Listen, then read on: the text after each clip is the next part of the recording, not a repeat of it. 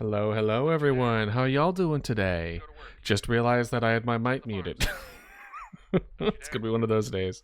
So just came back from a vacation, so we're just gonna have a nice relaxing chill day, a little bit some changes here and there as far as the stream side of stuff, and it's gonna be up to the community to see what we will do for the rest of the stream. So I'm excited to see what y'all have planned for us. So sit back, get some water, get some drinks, get some food, and enjoy. See you in a second.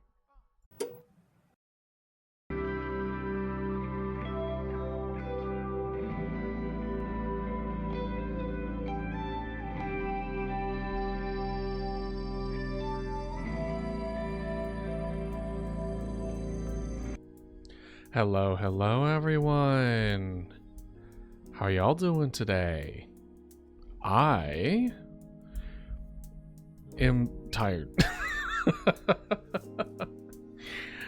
Oh, I missed y'all though, seriously. It's only been a week, but it feels a lot longer. Hello. What did y'all do this last week? I was in Mexico for a wedding, which is why I was gone for so long. But it was a good time. It was good. Way too humid. Way too humid for my white ass. Nah.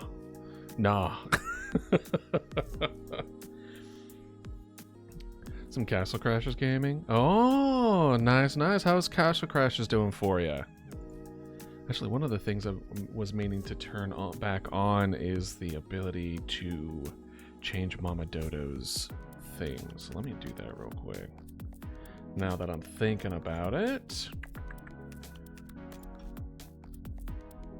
I'm still behind. I was actually a little bit worried for today just because I wasn't feeling well last night. I think I caught like a little cold. So because of that, I was like, oh, it's gonna be unfortunate, but maybe I definitely wanted to have the stream, but I woke up this morning just fine, so we're gonna go for it. Woke up bleeding and no. Oh, whoa. As far as what we're doing today, I don't know. We're gonna be going over what we're planning on doing this week. There's gonna be a couple of updates as far as the stream side of stuff, and then y'all decide what game we're gonna play. We can continue playing some BioShock if y'all want to go back and do some more of the any of the games that we played on the 24-hour stream. We can do that. Hey Bob, how you doing? And yeah, no, we'll just take it from there. Throughout the week, it wasn't really anything serious. I did have to replace my internet adapter. No. Yes, I missed y'all too. I really did. Oh no, not the. Yeah, I kept the pet, the cursed pet toggle. I did very much keep that. I think it was y'all's favorite 24 thing in the stream was that cursed toggle. To be fair, it's really funny. All right, so we'll do the good news first, and then we'll do the bad news first. You picked a really bad time to start streaming. Why? What's happening? Is it because how cursed it is? Maybe. What? Why is this a bad time, Puff? What's going on? What's happening right now? Is there a game? No. Well, glad to have you for the little time that I can get you, Puff. Appreciate it. Hopefully you had a good day of school though. So the good news, well, it's good news in the sense of I'm holding myself accountable. So there are certain redeems that have been redeemed that I have yet to add to stream, and I can imagine that could be, frustrating, especially like for some of y'all. There's been some redeems where it's just like, bro, it's been months. So what I'm planning on doing is that there is almost like a debt that is owed, And in that aspect, if you've redeemed like a sound thing or a costume or an effect, and it's been a week, and I haven't done it, at the beginning of stream, you are given 100 channel points just off the rip of me not doing it. Oh gosh, another emote. All right, hold on. The emote idea is a duck dodo holding a flag with a duck dodo costume on it, and there should be small dodos around the big dodo, and I want the emote to be named Duck Dodo Army. Okay. All right, Dark. Let's see here. Stream notes. New emote. Dark King. No, I have to remember who did it so I could know how to pay for it. Anyway. Honestly, that might be a good rating emote. You're not wrong. Duck Dodo holding flag with Duck Dodo costume. And then small duck dodos around the main one called Duck Dodo Army, possibly raid emote. Yeah. Honestly, that's a good emote. That's a good idea. Good idea, Dark. That's solid.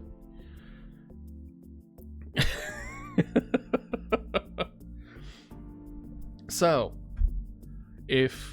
since I didn't put the names beside the redeems, there are some of y'all that I need to follow up on. And where is it? Let's see here. The train badge is still there. Yeah, it's there for, I think, a month. I'm not sure. I could be wrong. Let's see. I have the list of everything somewhere. I have like too many notepads. Because I know I have the one-shot outfit that still needs to be done. The Duck Army. Let's just make a new one. Let's just make a new one. Fuck it. So we have Duck Army from Dark King. We have one-shot outfit. I believe that was Lucas, right? Maybe it shot up. I don't know. I didn't give you anything yet. Maybe. Sorry, Scallion. We have the one-shot outfit. We have, maybe it was in my streamer hub? I don't think so. I remember putting it all together. Weird.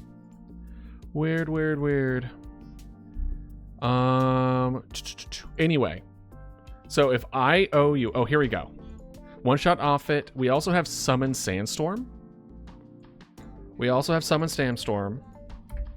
The Duck Army is Dark King. Tween was... if I had to guess, it would be X-Star. Listen, Scallion, I don't want to answer. I plead the fifth. Unless... Do you really want to know? It's going to hurt you. It's going to hurt you to know. That's my art. What it does is that if you redeem it, then at the end of stream, I will show an art piece that you want to show on stream. Yeah, go for it. As long as it's not against TOS. So it has to be SFW. Just a heads up. No getting me with that. All right. Should I count the tabs? All right. Well, the first thing I'm looking through is I have 3 different notepads open. I wasn't able to watch it yet. Tell you what, Puff. I'm not going to count that as your redeem. We're just going to watch that at the end of stream. I feel like I wanted to see it. I just haven't. Let's just watch it. Yeah. Oh no. Come back. So we have the Tween with Echo from X-Star. We have Duck Armor from Dark King. We have Summon Sandstorm. I forget who. And One-Shot Outfit, which I believe was Lucas Animation. Or was that you, Scallion? Were you the one who... Which one of y'all was the one shot? Outfit. So, Dark King... I believe it's been a week. Let's see if I could do this. Please get yourself a tumbler. Should I? Should I? I have never tumbled in my life.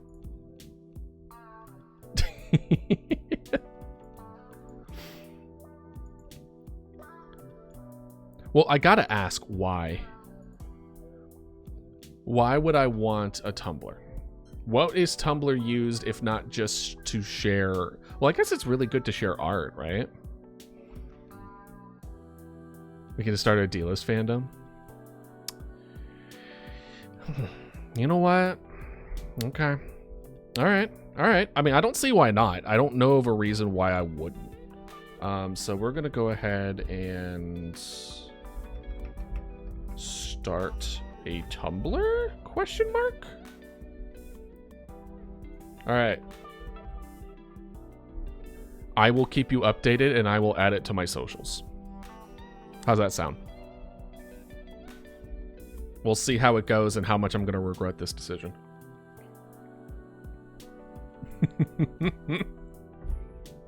Okay. Okay. Like, a lot of my friends are like people who are into Tumblr. Listen, I'm not a social media guy. I don't know nothing about nothing. A lot of these social media accounts I've created for the first time just for, you know, this company. But I'm none of it. Just kickstarted throughout the process. Oh, instead of YouTube not giving me anything? Yeah. Well, I'm sorry that YouTube's being a butt. It really does decide when it's gonna push and when it's not gonna push. And yeah, that's one of the reasons why I released that poll earlier today as far as the Dodo Kibble stuff. Because it seems a lot of people are just like, hey, what are you even talking about? And I'm like, I've been doing this for 3 weeks. What do you mean, what am I talking about? And I'm realizing that it's not really pushing as much as I would hope. Into the duck army, it's like 4 to 6 emotes. All right, go for it, Dark. Go for it.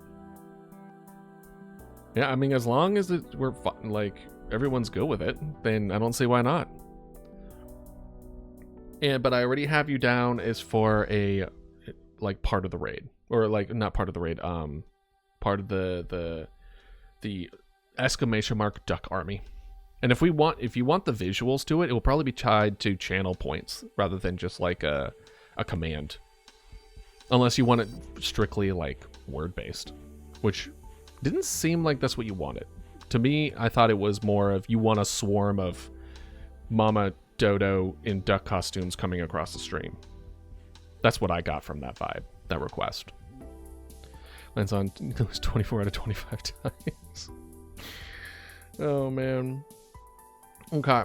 So that was one of the things that we were I wanted to mention, is that there will be kind of like if I take too long, then you get some like channel points for it. It's kind of like compensation, like, I'm sorry, it's taking a while. Or now, so now there's fossils instead of slime. I am agree with that change. That's a good change.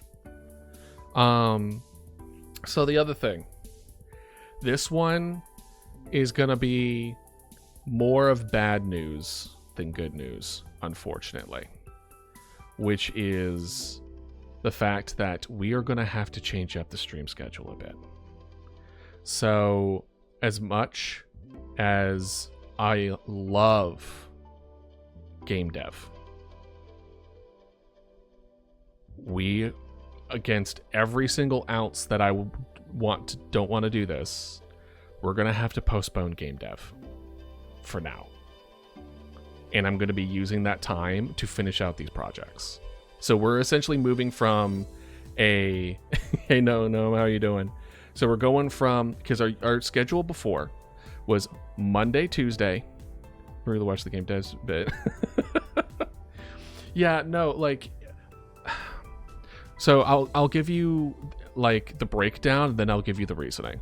So before, our schedule was Monday, Tuesday, where Monday we did game dev, Tuesday we do games, and then Thursday we did game dev, and then Friday we would do games, and then Sunday we would have community day, where we would just kind of go over everything, and then we pick a game that we want to play, and it's very much just like us having conversations back and forth for most of the time, right?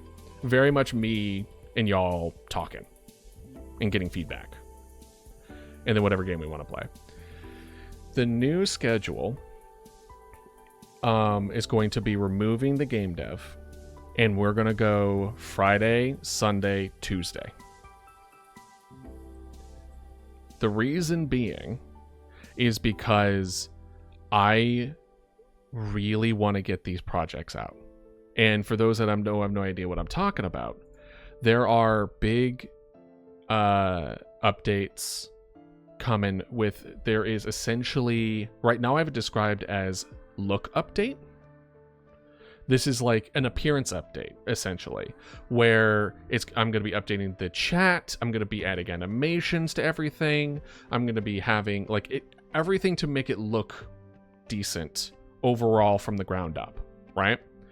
And that's going to be tied with the first introduction of how I want to release this kind of stuff, as in like a lore video is tied to it, as far as just like, really getting to see how I want to release this kind of content, right?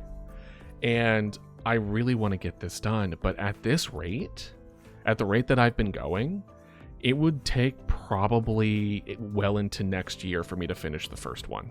But with this adjustment, I think I might be able to get it done by the end of the month. So here's hoping for that, because I've gotten quite a bit done and over with, but I still have a lot more ahead. So the idea here is, by taking away the game dev temporarily, I'm not giving up on the horror game. I am not giving up on the horror game. I am restating that. That is not happening. We're just temporarily removing from the table. We're going to a kind of modified stream schedule to get these updates out. And then once these updates are done, then we'll go back to what we were doing with before. So we have the look update that's happening. After that, we have an emote update that we add all the custom emotes to it, as well as an additional video. Then we have a merch update where I officially add merch that people can get if they so desire. And after that, I believe that will be enough. To me, that's like the foundation of everything. And once the foundation has been set, then we can kind of back off a little bit. Because then if we want to add an emote, it's just one animation. Or if we want to add, after we do the look update, we probably wouldn't have to do it for at least a good couple years, right? Or I feel like I'm at a good enough level on the artistic side of things that would allow that kind of happen. And then after all that's done, we'll go back from 3 back to 5, and we'll just pick up game dev again. But I really want to get that out ASAP, because I feel like that's fundamentally like a core part of streaming interaction, and that we're just not having. And I want to get that to y'all as soon as possible. Request all duck emotes to be free. I won't promise that all duck emotes will be free, Dark, but I will do what I can. As far as the kind of breakdown for the emotes thing, there are going to be a lot more emotes that are free than not 3, I tell you what. I believe I'm going to do that's the plan, Scallion. That's honestly the plan. Is that it will be like a 1, 3, 5, 10 maybe?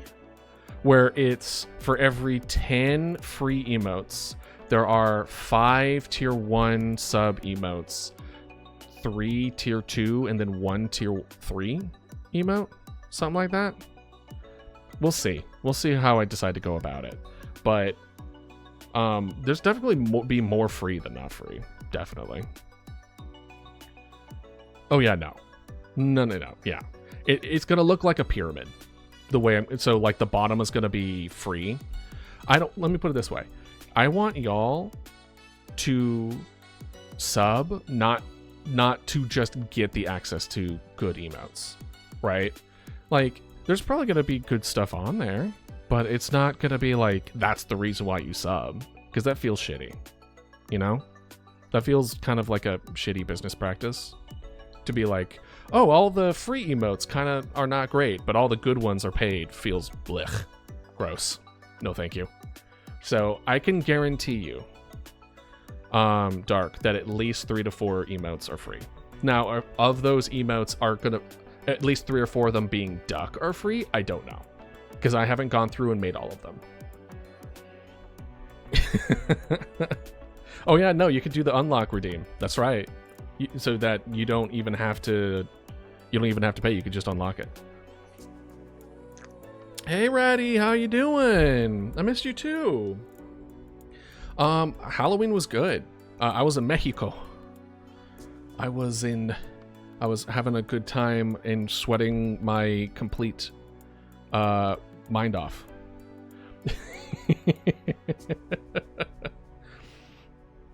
But yeah, so that's the plan. I wanted to give you all guys the heads up with that. And pretty much any day that I'm not streaming, I'm going to be working on projects or like doing other things that need to be done, right? And my goal is to have the first big update before the end of the month. Whether or not I can actually pull through with it, I don't know, but I'm really, really going to try. Very comfy. Nice, Scallion. That's great. How about you, Ratty? How was your Halloween? I didn't do anything dressed up, though, unfortunately. We didn't do anything Halloween. Well, I mean, it was a wedding, so it was still really, really fun. But I've been setting off fireworks for 4 days in a row. That doesn't feel very Halloween. You know what I mean? That doesn't feel Halloween-y to do fireworks. But, you know, it is my favorite holiday, so I'm willing to overlook it to a certain degree. 4 days in a row is a bit excessive, though. That seems to be like a lot. Yeah, and also like it scares animals and everything too. You know? Saw the thing in cinema. Ooh, how was it? Yeah, no. If it's one of those if it's your first time seeing it, it's so impressive. It's such an impressive movie because it wasn't like it was the low 2000s, early 90s. I want to say, I forget what year it was out, but like the practical effects is, in my opinion, like the best I've seen in any horror movie. It's so amazing. They do so good. Oh, it was 1982? There was no way it was that early. Damn, that crazy.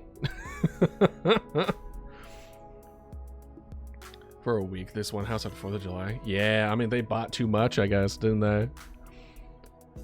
Some people hate Halloween if people are setting off fireworks until November. Yeah. Because at that point, you just start to annoy other people, you know? It's just being considerate.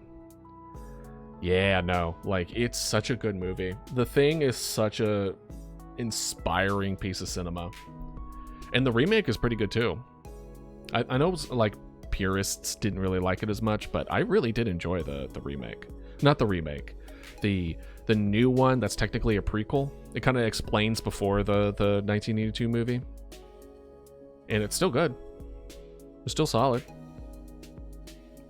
And, you know, instead of practical effects, you have, like, computer animation and stuff like that. But I thought they did a very good job. Read Darth Vader fanfic, and part of the sentence was, Vader was breathless. Yeah, that feels a little insensitive. He's like, are you sure? Are you sure he was breathless? Did you not hear anything? Or was the mask messing up? Yeah. I need to go back and rewatch those movies. Honestly. I haven't seen the, like the OG Star Wars since I was like, I want to say like 6, like 7. So it's been like good 20 years since I've watched it. So I should probably go back and watch it. They're good. They're great as far as I remember. So, as far as this, that means we're going to go stream afternoon. So it's Tuesday. and then Friday, and then Sunday. So it's just these 3. And as far as what... Oh, hold on. I feel like the 3 emotes should be connected to the cults, armies, organizations, while the upper ones will be something like the emotes associated with people or something. The reason for this is for the organizations, armies. The cults will have free emotes, but also people will be interested in the story behind them and might join them. I see what you mean.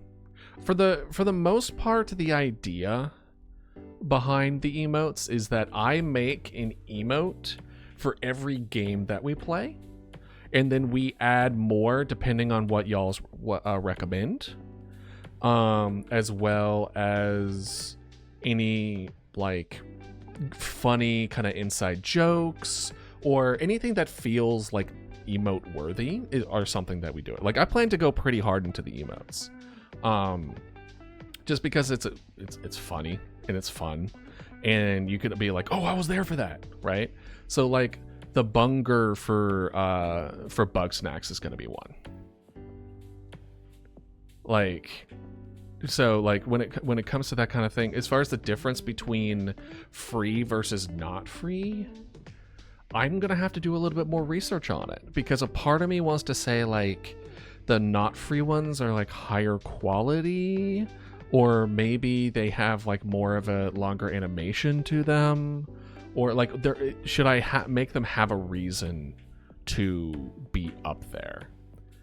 But I don't really know. It's something that I would have to see what other people have been doing, what other people have liked. So that's something that maybe y'all can kind of give some your own perspective on, as far as how would y'all like to see the difference between paid versus non-paid emotes, and where do you feel like the line in the sand should be, as far as that feels not scummy.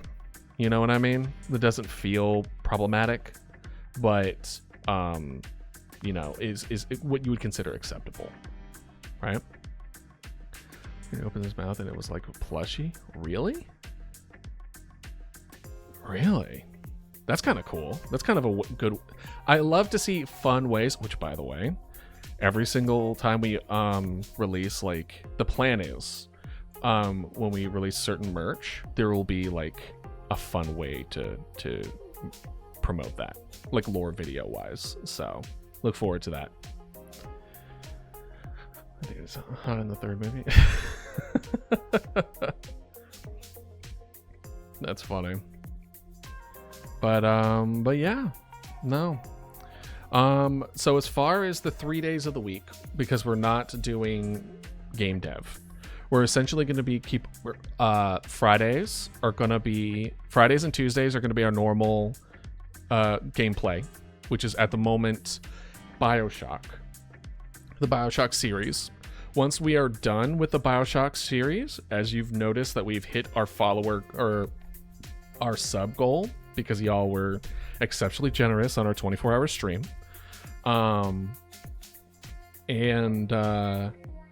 so after our BioShock, we will be playing the most liked / recommended game on our Discord.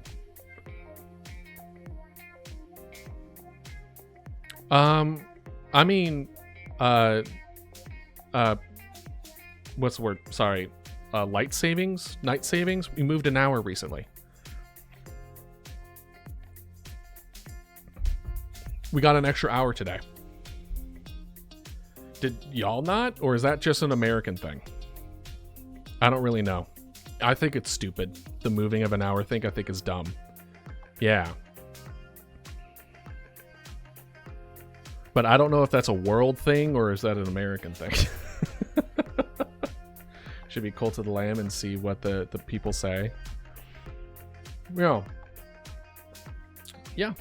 We can see. After we finish going over our schedules, I'm gonna leave it up to y'all as far as what game we play. Either we go back and play a game that during the 24-hour stream that we didn't finish, or we can play more BioShock, or we can just play whatever, you know? Let's explore Tumblr. Oh god, do I want to? Is that against TOS?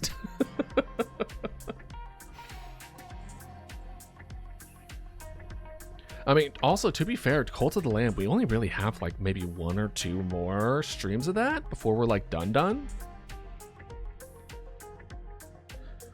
You know? Because we're getting like really up near the edge. Because I think the last thing we saw was the DLC like storybook of it, and I think we might have like maybe 1 or more boss, something like that. Would you play Gartic Phone? We can look at what games we can play. Gartic Phone I think would be fun. It's just I have to put an immense amount of trust in y'all to not draw like inappropriate things. Jackbox is good. Jackbox is good. So we can play like different kind of like party games and stuff like that. That could be fun. You would not draw PV. Just can't draw with pressure on me. Bro, no one draws unless you're a professional artist. You do not draw well on Gartic Phone. No one's going into this being like, man, I'm gonna draw amazing. No one. Some of the best things in the world are not, you know, skilled, but they were still amazing. I mean, I wrote a PP explosion on the Mama Dodo costume. Oh yeah. Let me show y'all. Hold on. The updated. Yeah. This is the current newest updated BioShock. And we have the different ribbon. We have all the things. Hey, Luca, how you doing? Or make it super long and Gartic. Yeah. Yeah. But I don't think I would want to make it super long because that could be a lot. Let's see. We'll go back to Snuggle for now. I don't remember. Oh, sorry. Was the random... I saw yellow. Was it this? Or was it this? I didn't see it. Luca. I clicked as soon as you redeemed it. Can we add Gamma Ambulance betting elements to the stream? Yeah, we can potentially do it. What are your favorite parts of... What are your favorite parts of the gambling elements?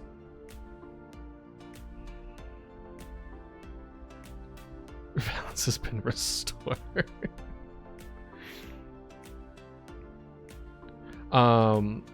But I mean, it is funny to gamble, but like, on what? Because it's not one of those things that I'm necessarily familiar with. I would have to go and research as far as like how to do it appropriately, because one, this isn't a gambling channel, and I don't want to advocate for like gambling with money, right? Because addictive personalities and things of that nature.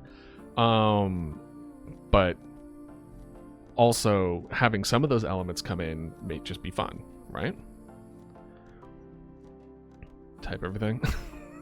Okay, yeah, sounds good. Roblox lanes have gambling? Yeah, but that doesn't make it fine or good. Like, when it comes to gambling, in of itself, it's fairly predatory. So you need to be careful when it comes to that kind of stuff. A lot of people get away with a lot of shit they shouldn't be getting away with. And I don't want to participate in something that is not good for y'all. Right? All right. See ya, Puff. Thank you for joining. It's only the 3rd of November and I saw someone with full Christmas decorations in their house. Listen, people fucking love Christmas. It's going to be a war against Halloween and Christmas. Always has been, always will be. Right? That's just how it be. So as far as the stuff happening next week, it's just going to be BioShock. What I would recommend to y'all, BioShock is probably going to take the rest of the month. But during this next month, I recommend y'all really start thinking as far as what game we want to play next after the BioShock series. And because we met our sub goal, the whatever's going to be rated the highest in the Discord is what we're going to be playing. So vote for whatever you're going to want to go for, and or propose what you want, and then we'll see. Luca, so it was you. So I still owe you an outfit, Luca.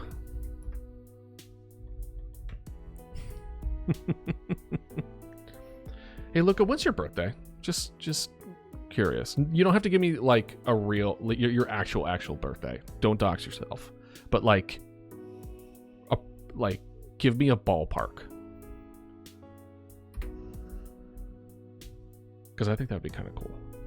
My favorite part about the gambling elements is that you can gain a lot of points because you can gamble your points. If we add gambling, there will be a natural hierarchy, and you could make us bet on pretty much anything. October 1 through 10th range? Got you. Hey, Nomo, welcome back.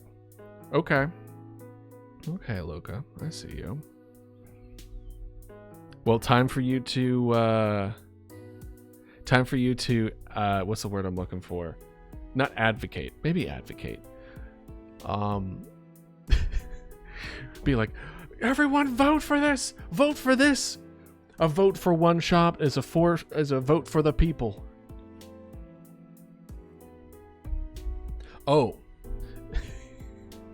There is one thing that did happen on my trip. So I may or may not have gotten injured fighting a piñata. Yeah. But I can explain. That piñata came out of nowhere. It became alive. It was of a black sun, and it said, "This isn't even my final form." And I went and defended the bride and groom, knowing that the final blow would take them out, and I knew he would sacrifice my 2 fingers, but it was worth it in the end, and I punched it square in its dumb face. But in reality, I went to hit the piñata, and the stick flew out of my hands, and it sprained 2 of my fingers. Yeah. I have my fingers are currently wrapped. They've swollen, painful, but they're healing.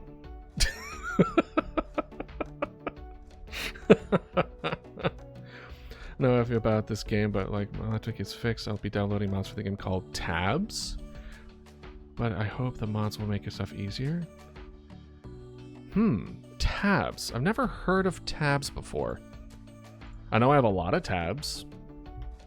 Look up Tabs. Interesting. Ooh. But no, it was fun.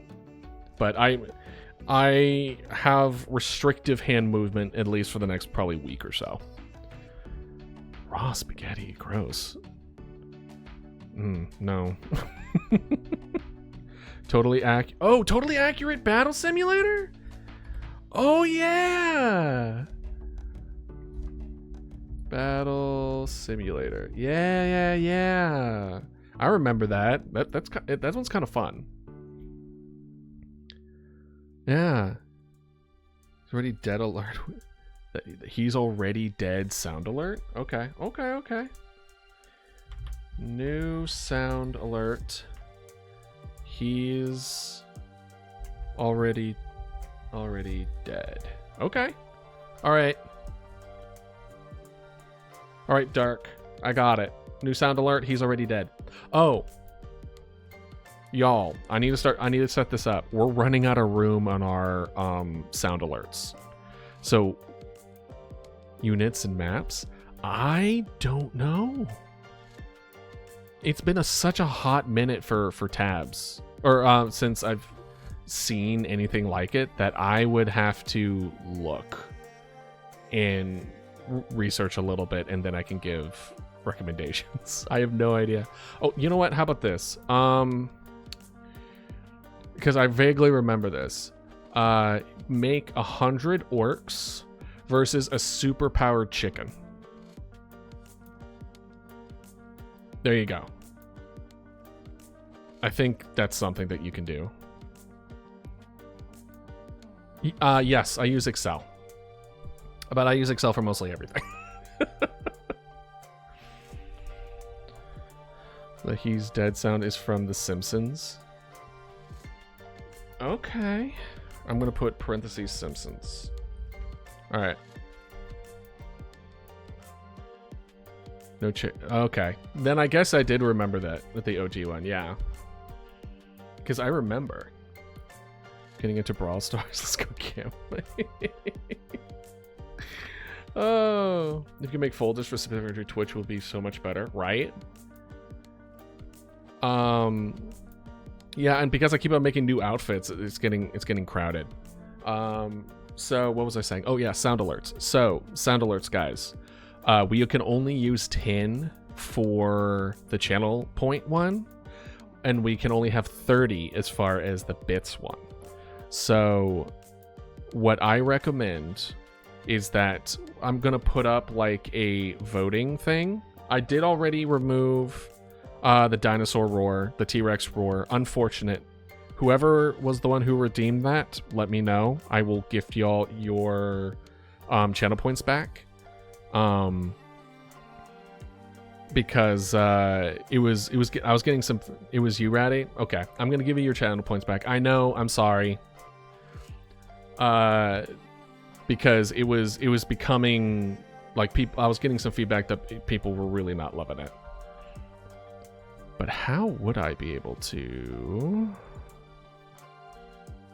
give you? Hold on, let me see here. How do I fucking do that? How to give channel points on Twitch? Google, help me here. Click on the channel point icon on the bottom left of the chat window. Channel points. Viewers can select the reward. No.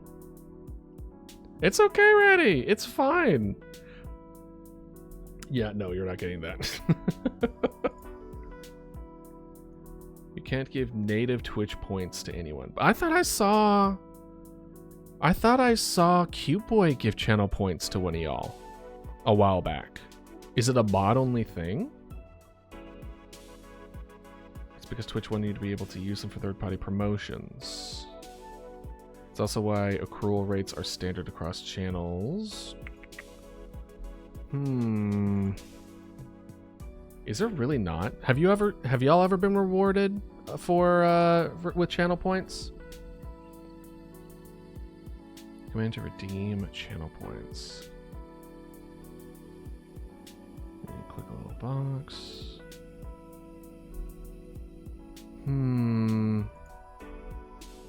Can you be a mod? As far as right now, I think just the few that I have is enough, but I'll keep an eye on you, Dart. You've been good.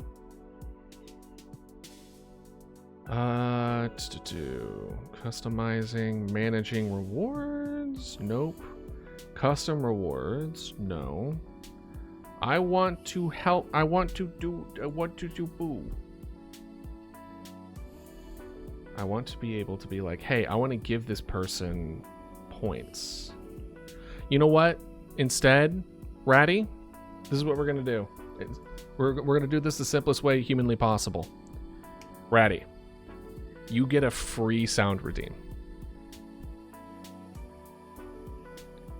Whatever, like your next one is free. So feel free to say, you know, you can think on it, but you don't need to redeem. Instead of going like try to give it to you and then you get it back, you just get a flat out new sound redeem because we had to remove it.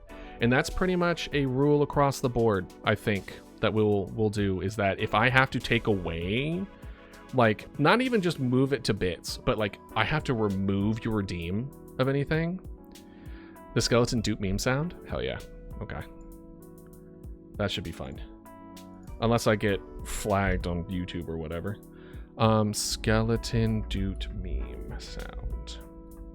Okay. Anyway, as I was saying with the sound redeems, once we reach the maximum for the amount of sounds that we can have for channel points, the least popular one is going to be moved into the bits. And then we're just going to do that so that the most populars stay as channel points, the least popular get moved into the bit section, and then once the bits become full, then the least popular of the bits will be permanently removed. And those won't be redeemed as far as point wise, because at that point it's been so old that it's like whatever, right? Whatever you sent was asterisked. So I'm not sure. You're going to have to, if it was a link, that might be the reason. Thank you, Ratty. I like it. But I will have to find a way of making it so it's a constant real-time voting of people's favorite sound alerts that stays up essentially forever, that I can modify in order to make that happen. Or maybe I can see which ones have been redeemed and the ones that haven't been redeemed gets moved. Maybe that's a good way of doing it. It's called Eris, and it has a .io. Eris. I haven't heard of Eris. What is that one? To answer your question, Nomo, I do watch anime. Do you think I would be a VTuber or a PNG tuber if I didn't watch anime? I mean, am I kind of right, though? Look up Eris. The anime that I watch, let's see here. Zero is pretty cool in the current season. I like that one. I'm an old fan of Bleach. I was current on One Piece up until like halfway through the fight with what's his name? Not Goro. The king of the beasts. Like halfway through that fight, it went on for way too long. Like it just they were on the roof, there was on the ceiling, and then the fight was happening with Luffy, and then all the other shit was happening, and then it's just like it was the same thing for like 5 effing episodes. So I was like, I can't anymore. Well, I'm not really in the community. I've just finished my second anime earlier today. Ooh, what are you watching, Nomo? It was a Maki anime, and it's a spectacular fall off. Yeah, no. Oh, Bleach? Oh, Bleach is good, though. Bleach is so good.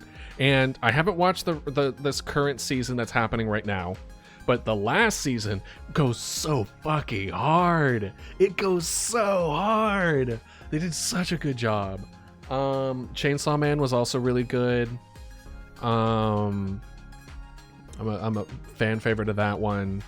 Gosh, what's it called? Damn it. Gojo's in it. With his beautiful eyes. What's it called? Jujutsu Kaisen. Jujutsu Kaisen. Also, beautiful anime.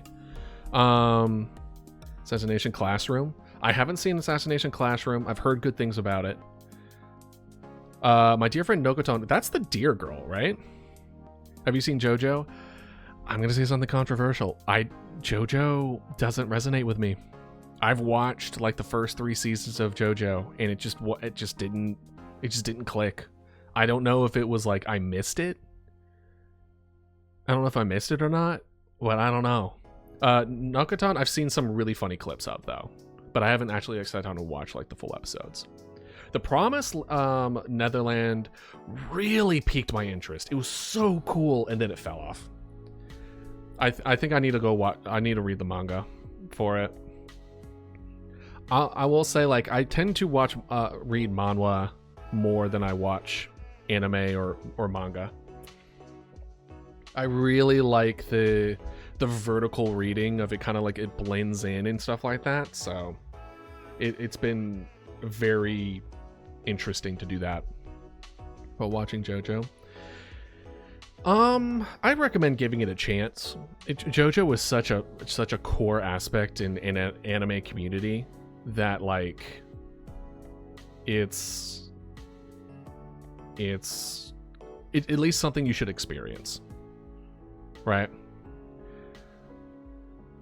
Because JoJo is, as I said, considered a core part of the anime community. Saying that you're not necessarily a fan of something that people literally like foam at the mouth for, will put you in hot water in some circles.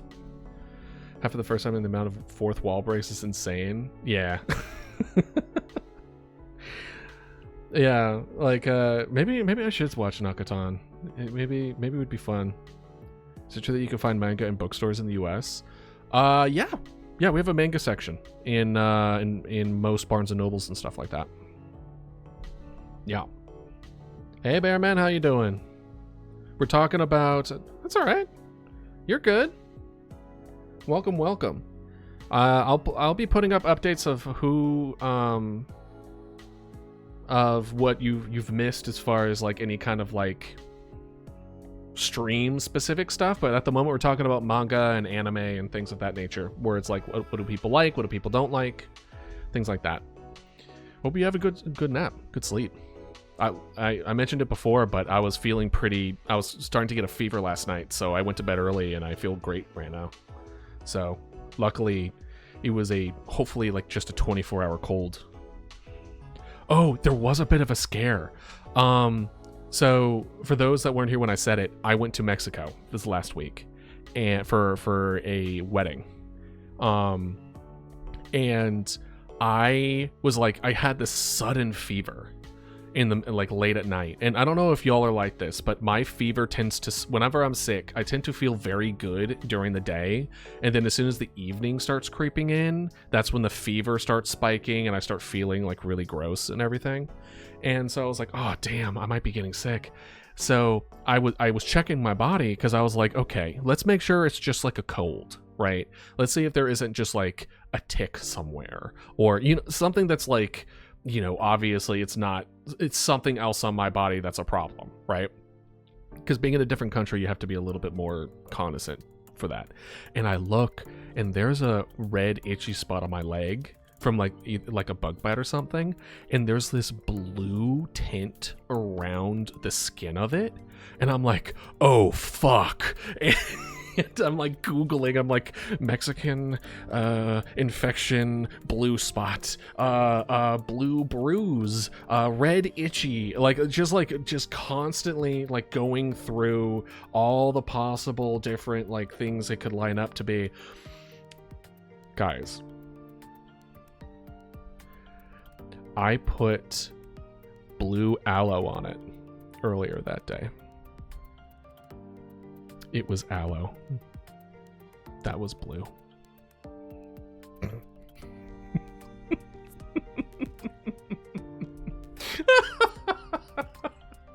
And I took a shower because I like taking showers normally, but I especially do it when I have a fever.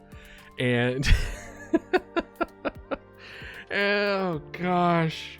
I was like, man, I'm a fucking idiot. Aloe is from the aloe plant. It's used to soothe like sunburns and itchiness, and it's a very excellent medicinal plant. Yeah, me too. I was worried because I was like, what disease do I have? And it's like, no, you've been around people for the last like week. You're probably gonna catch some kind of form of cold. So I'm also glad I'm fine. Down Portland. If I watched Furine Beyond Journey's End, I have not, mostly because I know it's going to be amazing and it's going to cost a lot of emotional. It's going to cause some emotional damage. So I know it's like essentially to the point of it will change your perspective of time and your place in it, and I just have not had the mental capacity to allow myself to get into that. But it is on my list. Listen, I have a huge list of things I need to watch. All right, okay. Maybe in the future we can have like a sit down and watch. Is that allowed on Twitch? Can we watch like anime together or movies? I feel like that's not allowed. But I'll have to look up on the TOS to see. I mean, if we can and actually follow up on stuff, that would be kind of cool. Yeah, Furine is very, very good, and I know it's very, very good, but I need to have the mental capacity in order to deal with it. That's why I lock myself in my room whenever I get home from school and don't socialize. I do want to get an infection. Look, Luca, I know that, like, doing what you can in order to not get sick, I understand. But it is something that it's better for you to not have that be at the cost of you being able to live the life you want to live. Because there's certain things that you just don't have control over. And you can live in a bubble if you want, but is that the life you want to live, you know? So I think, in my opinion, it's better to, as long as it's not lethal, as long as it's not, you have a disease that make it so that you cannot, if you get sick, you die. Can't socialize, to be honest. I could barely talk to anyone at school. And you know what, Luca? You talking with me on here is going to help you with your socialization. Socializing on here does help. But, you know, it will, I recommend also developing your social skills. Take some communication classes, things of that nature. Luckily for me, though I tend to be a very introverted, I also have kind of hit the lottery a bit where I'm very personable. And that's probably because I've grown up throwing all my stats into charisma. My brother was strength, mine was charisma. So I've kind of learned, if I were to point to something, it was the fact that I moved a lot. Like, I've moved like 17, 18 times in my life. And when you're uprooted that many times and you're in like a new school and you don't know anybody and you have to start fresh again and again and again, like, you learn how to make friends fairly quickly. But it also means that I'm not, like, you know, it's, I don't know. Oh, that's a new bot, by the way. So I've completely removed the automatic ads to add, like, on it. And instead I made it manual, so it's more organic. But if it goes over the hour, it means that people coming in will get hit with pre-rolls. So it's just something where it's like, I'm finishing out my thought, I'm finishing out our discussions, and then we'll organically go to, like, ad break. Yeah. It's basically, it's on a timer. So I do the 3-minute ad, and then there's a timer for an hour. And then it will say that to let me know, like, hey, you need to start putting the manual for the ads coming up soon. Yeah. So that's why that's there. We're going from an automatic, it's instead of a forced ad break, we now have control over the ad break, and if we go over it a little bit, it just means that people coming in get hit with pre-rolls. And I find that a little better. As far as us. Right? All right, let's see. What did I miss? Well, I was kind of off on my rant. People can lock themselves in a room and not socialize when they want. Can't socialize. I refuse to go upstairs because I get scooped up so quickly. It's like a fade trap. Yeah. All right. Let's see here. Let's see if my timer was indeed correct. Yeah, that's about right. Okay. All right, everybody. We're going to go and do an ad break real quick, and I will see y'all in 3 minutes.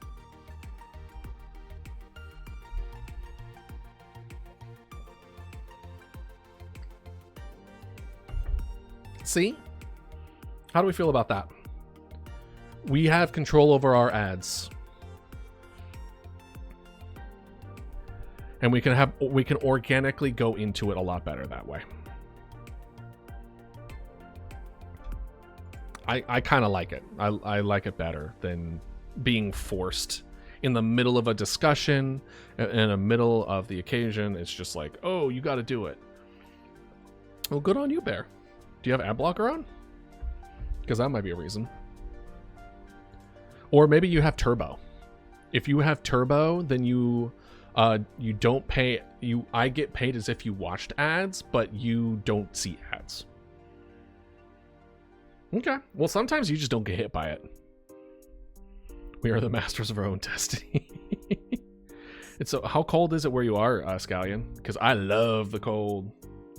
I love it. I was missing the cold so much in Mexico. You have no idea. Okay. Well, you just lucked out this time, which is fine. And that you'll just vibe with me and let's see, everything's good. I don't need to use the restroom. Water's fine. We're good. We're fine as wine, as they say. Oh yeah, no, this isn't BioShock. This is Community Day. Okay. And then editing. That is not how you spell editing, idealist. Tomorrow I'm going to be making the Dodo kibble for 24-hour stream tomorrow. I need to do job stuff, and then I need to work on projects. Yeah. 56 is such a good one though. It's so good. I love the cold weather, dude. I love it. I love fall. It's so good. Fall weather, sweater weather, man. I run hot. One thing I will say about Mexico, they had their rooms at like 65 degrees inside. Beautiful. Beautiful. They knew what was up. They knew what my white ass wasn't gonna last in the outside heat. Woke up cold, so yeah, no, like this time of year, I don't have my heat on. I have zero heat on, so I wake up and it's like 64 in my apartment, and I fucking love it. So good. Oy. Okay. So, now that the ad break is done, what do y'all want to do? Because I believe we have potentially we could do Cult of the Lamb.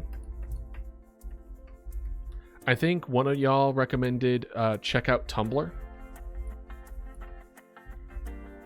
Was some of y'all what you wanted to do? Call 60 weather hot. 60 degree is, in my opinion, is definitely not hot, but it's definitely like, it's a little chilly. It's light jacket weather. So, what are y'all thinking for today? What do you want to do? Right now I have Cult of the Lamb and I have checking out Tumblr. What y'all thinking? What y'all feeling? We could play more Bendy and the Ink Machine. We could play more Lobotomy. We could play BioShock some more. What are we thinking? What do we... Yeah. Exploring weird wikis. Okay, so wiki rabbit hole. All right. Bendy. Lobotomy. Corp. Watch me fail to calm a dog down and watch him ape smash my people against the wall. Want more Sammy? Sammy. Wait, Sammy. Oh, Sammy for Bendy. Right. I was like, Sammy? The fuck? I don't remember Sammy. It's been a week. Give me... And I'm bad with names. We know this. And my cult now has a hat. Nice. Hopefully a top hat. So we have Cult of the Lamb.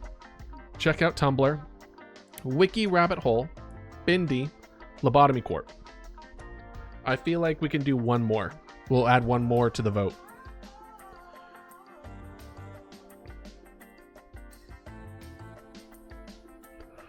Well, if we do Cult of the Lamb will be either this will be the last stream of it, or like very close to the last stream of it. We're really coming to the end of Cult of the Lamb. Okay, we'll do with this 5 then. And I will put up a vote. I will put up a vote. Manage poll. New poll. What shall we do? I said wiki rabbit hole. Yeah. We have you since I will vote that. Yeah. Let's see here. Let us see. We will add Cult of the Lamb. We will have check out Tumblr. Oh, I could do allow additional votes. Oh. That's funny. Oh, I can make it this pay to win. I could make it so you could vote additional time with additional channel points.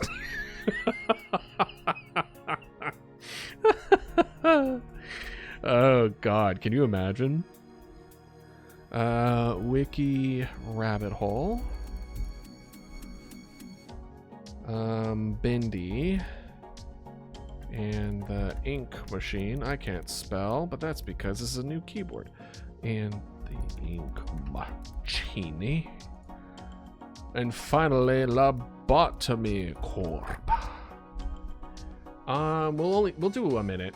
I don't think y'all need more than a minute. And boom. I was watching a stream, not playing an EA game. There's no sort of companion of the Lamb extension you can use. Yes. Yes, we did that during the 24-hour stream. I tried to make people as they desired to be. It was fun. It was a good time. And in case you're wondering what the costume I had for that, I'll change it back to the Colt, don't worry. Here. Manager Mama Dodo. Boop. What will y'all vote for?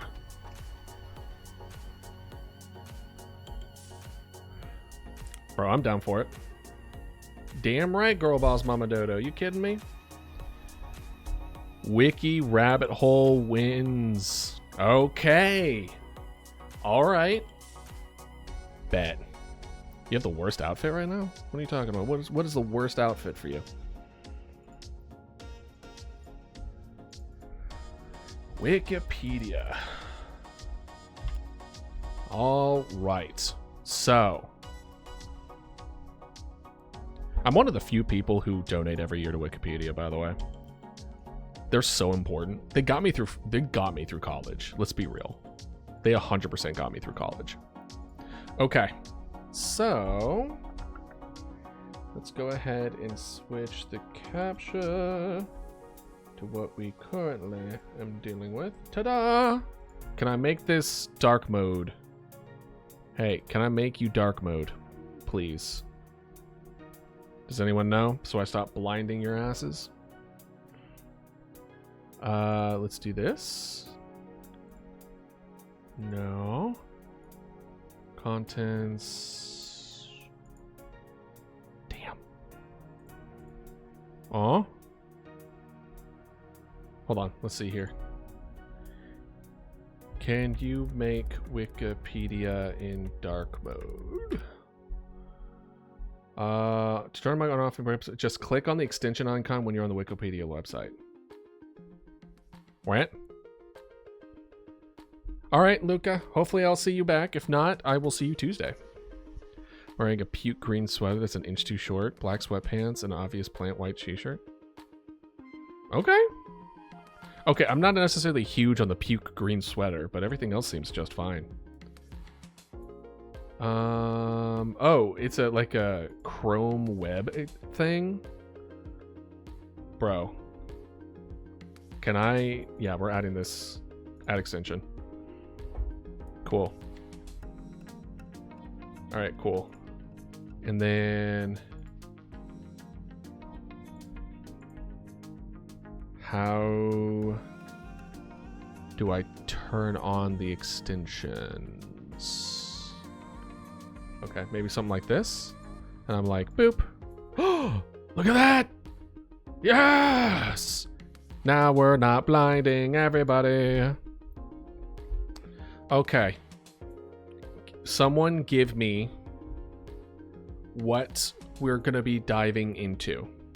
What do y'all want to learn? What are we gonna be learning? Some ridiculous. Dodo? Okay, yeah. We're starting off with Dodo. Extinct species of bird. Okay. Oh, by the way, the Dodo art in the memes chat was so cute. That was such a good post in the Discord. Xenomorph lore? Ashley, we might. Xenomorph lore is so interesting. Alright. It was endemic to the islands of Mauritius, which is east of Madagascar in the Indian Ocean.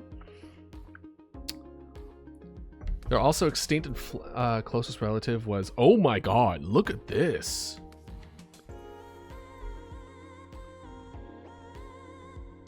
Look at this mother trucker. Look at him. This long ass neck.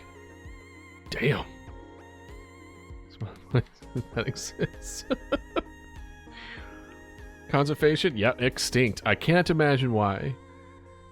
Man, fucking with that neck game? Are you kidding me? He just looked at the Dodo, was just like, I'm taller though. Maybe I should make this version. It's like, Mama Dodo, do you want a really long neck like this? No? Why not? The two formed the subfamily Raphinae, a clade of extinct flightless birds that were a part of the family, which pigeons and doves. Okay, let's look at this. Well, Columbidae. First of all, that's wrong. Oh, redirected from Raphinae. Why were we redirected? This isn't what I'm looking for, though. Whatever. Let's see here. They look like peacocks? A little, yeah. Oh, there were some really cool raptor birds in Mexico. They kind of look like peacocks, but less flamboyant. And they were all over the morning buffet. It was good. Giraffe Dodo. The closest living relative to the dodo is the Nicobar pigeon. Ooh, that's a very pretty pigeon. The fuck? With its like fluorescent feathers? This is the closest relative? Were dodos like... What's with this pale fucking grayscale feathers? Sorry, Mama Dodo. But then you go to the closest relative. It's like that one relative that's like excelling in life, and your parents keep talking about like why, and they just keep on comparing you to their one relative. Like, but what? So and so got... Gonna start driving. All right, Scallion, drive well. All right, see ya. Engineer a dodo from that pigeon. I mean, good luck. Closest relative doesn't mean it's close. It's not like woolly mammoth and elephant where you can kind of be like, okay, that's close enough. This one I feel like is like it's close to the extent of like, sure? Question mark? It's like trying to reverse manufacture like a manatee into like a rhinoceros. You're just like, well, technically they're kind of close, but like, the fuck? It's like, good luck. You're not gonna get it. This one that every time I hear Dodo, I think the scene from Ice Age 1. No, I get it. Maybe the SeaWorld didn't have Dodo, sadly. Oh, damn. Everyone knows that every SeaWorld park should have at least one Dodo. I don't even think it's legally classified as a park unless it has dodos. It's like benches. They're a requirement. Welcome, though. We're going down Wikipedia rabbit holes at the moment, and we're starting with Dodo. And then we might go into like xenomorph lore and stuff like that. Let's do a fandom wiki sometime. I wish...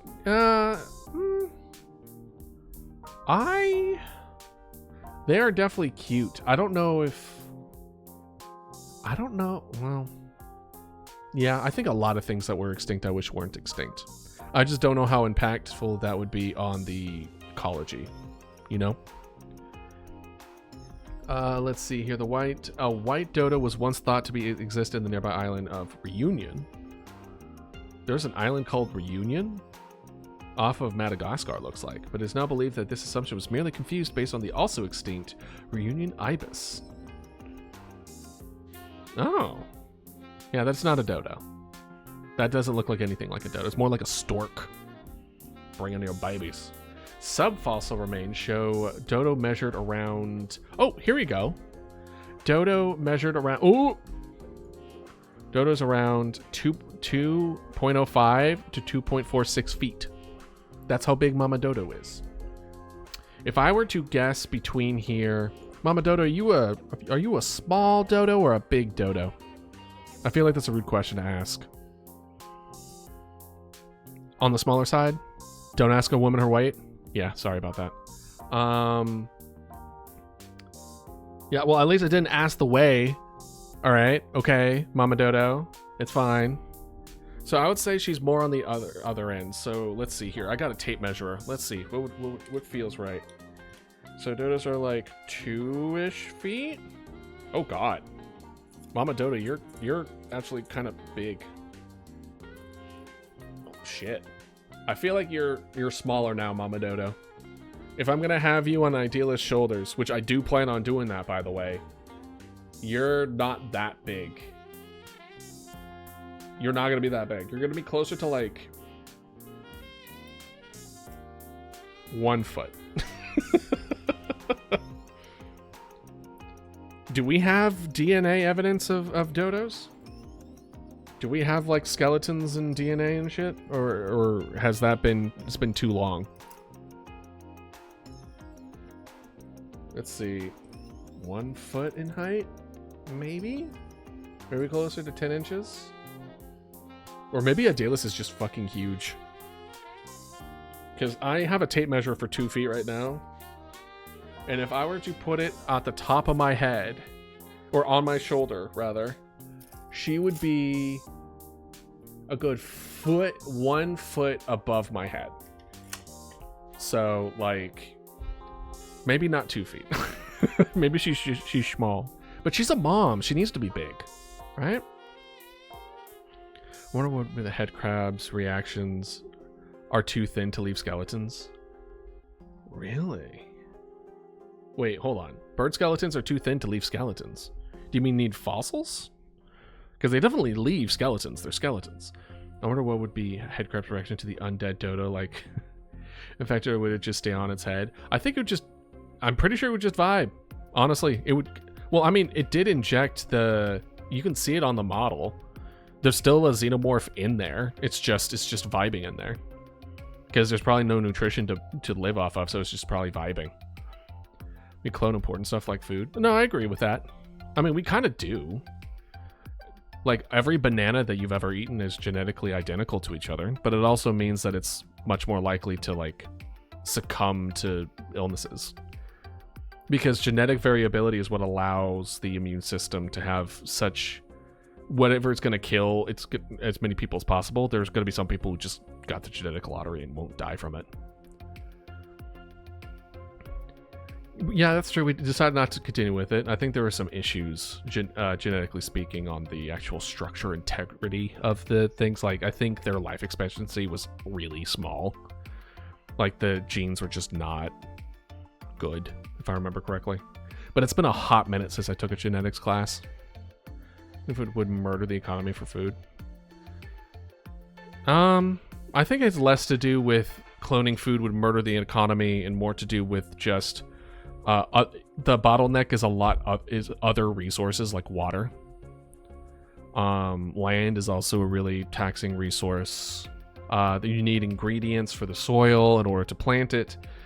So, you know, I think growing more and more food is just more to do with the fact of other bottlenecks restricting being able to move forward with it. That's why I'm so little. I ate a bad banana. Maybe. Oh, I'm sorry. I hope you feel better, Bear Man. I was actually feeling kind of shitty last night. So, you and me both. Luckily, I woke up good today, though. Not the dolly and the sheep, and it creeped me out. I mean, look, when it comes to cloning, right? You know what? That's a good one to look up. Dolly. The sheep. Let's check it out. Dolly. They lived 7 years. I don't know if that's long or not. If you have higher testosterone, you'll be more resistant to cold. I did not know that. Man, I must be full of testosterone. Was a female Finn Dorset sheep and the first mammal that was cloned from an adult somatic cell. Somatic cell, by the way, is essentially like a skin cell. It's not a gamete, aka what is usually utilized for like sexual reproduction, right? So hold on, let's see if it says. A vegetable cell is a biological cell forming the body of the multicellular organism other than a gamete. Yeah, it's basically like they either took like a piece of the liver or the skin or brain or whatever, right? It says something about the immune system. My brain cells need to put up the library of immune system facts that I know because of Kurzagast. Kurzagast is such a base channel, by the way. A lot of my knowledge on immune system comes from the fact that because I have a master's degree in biotech, I had to take graduate level genetics. So I know a good amount about genetics and the immune system and all that other kind of shit. Whether or not I retained all of it, we'll see, but testosterone overheat in winter. You'll just be like, oh god, I don't. Now you'll see why that every single guy that you've seen refuses to wear jackets in like 30-degree weather. And you're like, what's the big deal with that? And then it's just like, well, the testosterone protects us. She was cloned by associates from the Rosslyn Institute in Scotland using the process of nuclear transfer, which is not nuclear power plants, but I don't even know. It was taken from a mammary gland. Got you. So she came from a boob. Her cloning proved that cloning organism could produce a mature cell. Contrary to popular belief, she was not the first animal to be cloned. So she was not the first animal to be cloned. But she was the first mammal to be cloned. Just not the first animal. If I had to guess, it would be zebrafish. Scientists fucking love fucking with zebrafish. I don't know. It's probably because it's just very well understood and the genetic makeup has been completely taken over. But it'll be the weirdest gender euphoria. I'm certainly happy for you, Scalia. The employment of this adult somatic cell in lieu of embryonic stem cells for cloning emerged from fundamental work of John Gordon. Blah, blah, blah. Successful cloning of Dolly led to widespread advancements to stem cell research. Dolly lived in the institute through her life and produced several lambs. Okay, so she did give birth. She was euthanized at the age of 6 years due to a progressive lung disease. No cause which linked to the disease of her cloning was found. Okay, so she did live a fairly decent life. I wonder if the original also struggled from lung diseases. It would make sense if it was, but it's interesting to have a dinosaur-like face. I have seen that, I believe. Dolly's body was preserved and donated, blah, blah, blah. She called the world's most famous sheep. I don't know about that. This cell would be taking a specific part of the body, could create a whole individual. Birth. Dolly was born and had 3 mothers. She had 3 mothers? Damn. Damn. One provided the egg, another the DNA, and a third carried the clone embryo to term. So they had like a what do you call it? I was gonna say carrier. No. Idealist. That is not the right word. Anyway, she was created using the technique of somatic cell nuclear transfer. Should I be expecting in terms of just male in general? Sheep polycule. That's funny, Ratty. As far as being male in general, you more than likely you'll run hot aka cold won't affect you but heat will.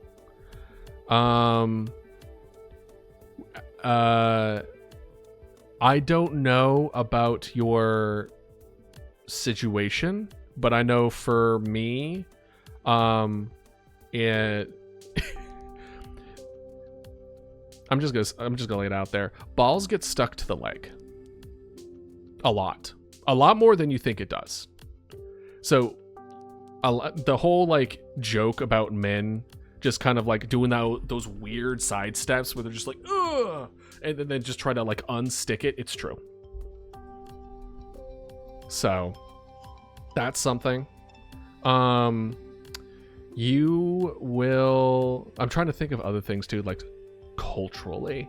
I'll try to stick to the non-super depressing ones. You will be assumed to be the person paying for like the table. So you know how like the waiter or waitress comes to the table and they're just like, oh, okay, here's the check. They'll usually put it in front of the guy. So that's a little bit of a something. Same is the case for getting your car checked. It will be much less likely to like try to take advantage of you because they'll just assume that you know what you're doing. I guess a little bit more on the depressing side, you'll have to be a little bit more cognizant on you are often, I wouldn't say often. I'll take back that statement. You more often than a woman will be seen as a potential threat. So you need to be a little bit more cognizant as far as where you are, as far as like if there's another person there by themselves. Also children. Like walking around and there's playgrounds and stuff like that, you kind of have to stay a bit away from that because you can be seen as a potential threat in that kind of situation. Other things, facial hair. I'm assuming facial hair is going to be a thing with you. Electric razor is fine. But if you really want to get like skin smooth or you want to be completely clean shaven, male razors are just fine. Like bladed ones are good. I don't even bother with shaving cream personally, but I use electric razors mostly. I don't use cologne, so I can't really give a whole lot of facts for that. Though it is uncommon, like idealist fact, not idealist the character, idealist the streamer fact, I have longer hair. I like my hair longer. So depending on how you want to do your hair, I think it's a lot easier for you to get a haircut. It would probably be a lot cheaper depending on what you're going to want to, because guys usually don't have to do that much for their hair. Usually. What else? What else would be good?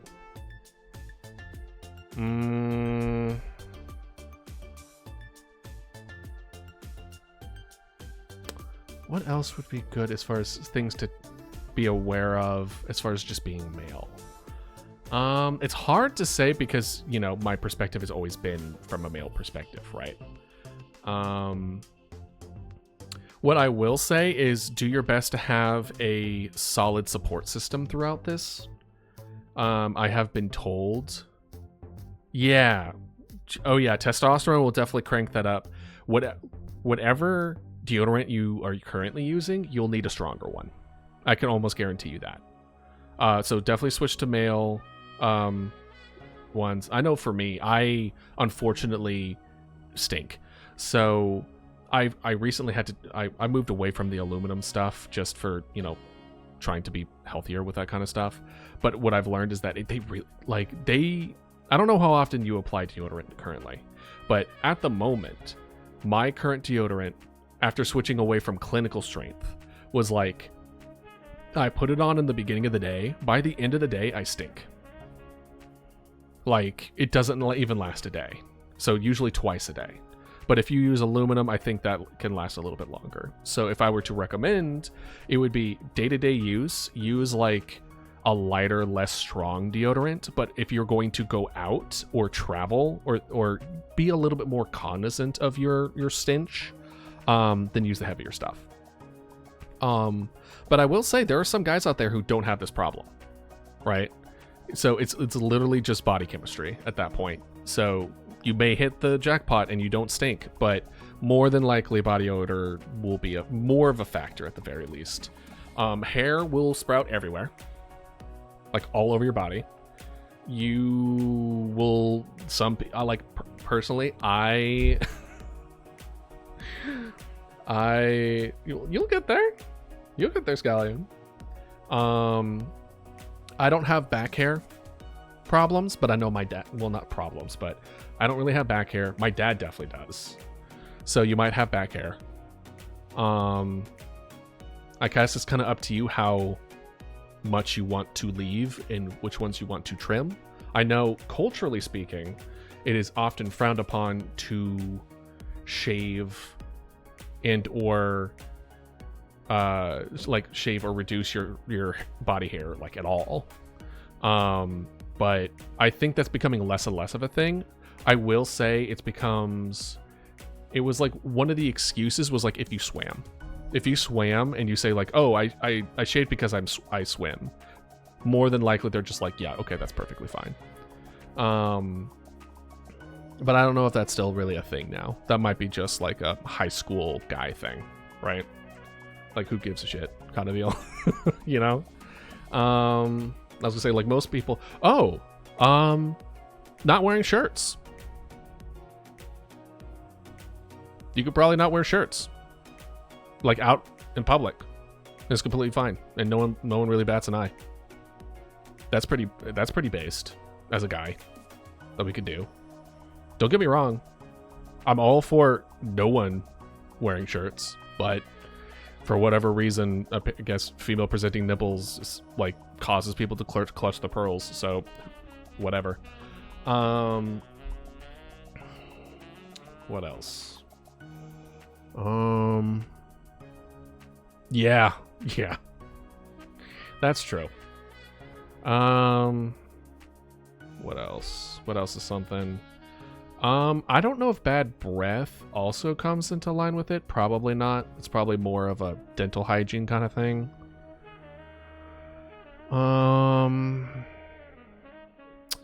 I don't know if you go to the gym, but I know building muscle will be big for you. Like your muscles will grow bigger. Especially if you're active and things of that nature, because it's able to utilize it more, right? So that's one thing. I think that's it off the top of my head.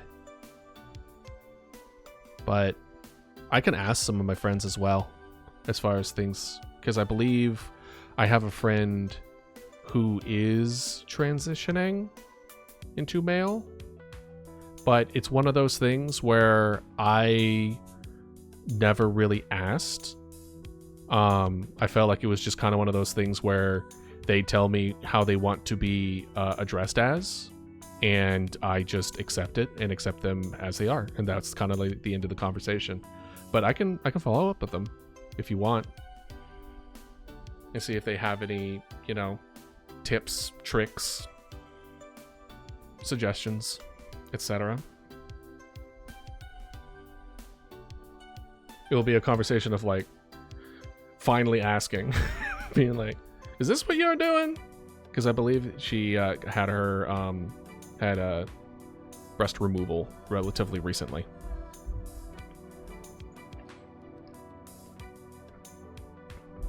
Okay, all right. Let me. I'm gonna add that to my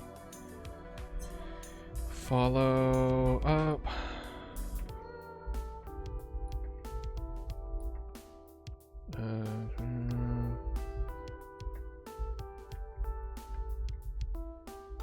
Tips/tricks. Okay, cool. All right, cool.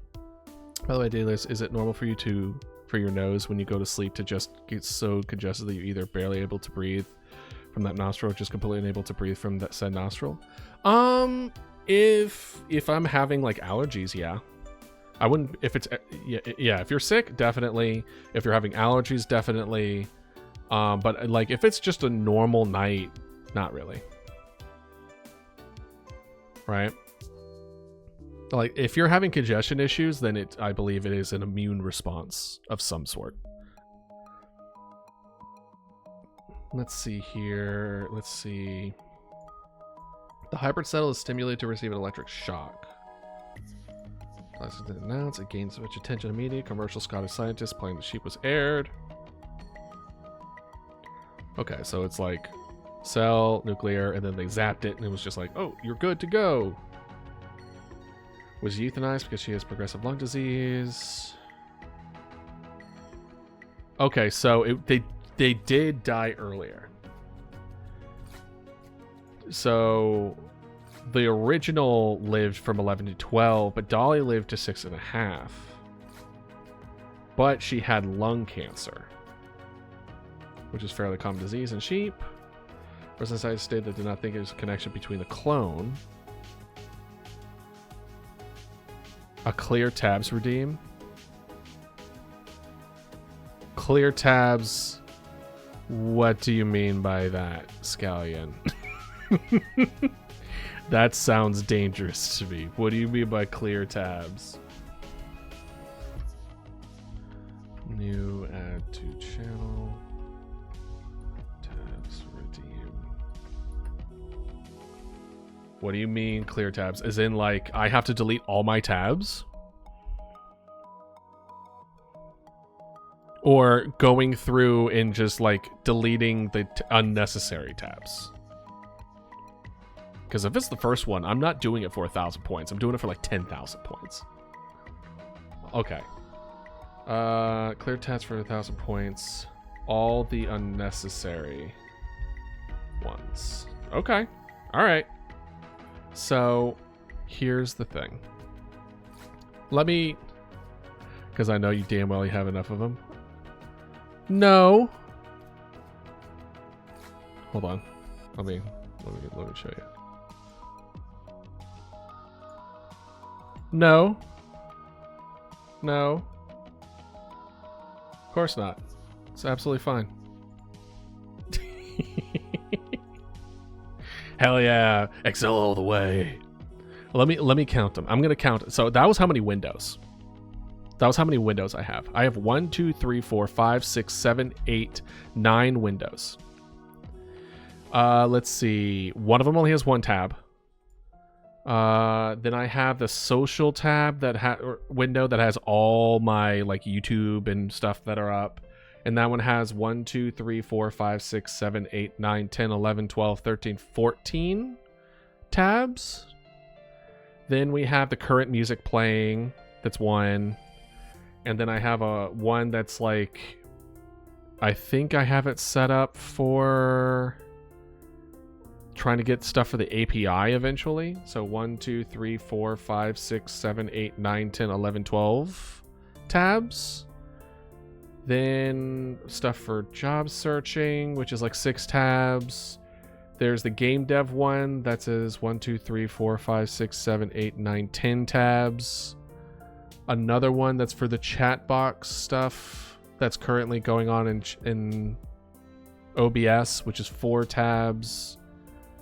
I do have Watcher, the Ghost Files stuff. It's like ghost hunting stuff on YouTube. I love their stuff. And then what we're on right now, which is 3 tabs. So in total, it's like 35 tabs ish, maybe a little bit. And I need every single last one of them, Scallion. If I so much as close a single tab, I'm gonna lose my mind. And then I don't know what I'll do. Maybe I'll open a new window. Or maybe I'll do something even more cursed. What if instead I took a tab and I make every tab its own window. So I'll have 30 windows, but each of them is only one tab.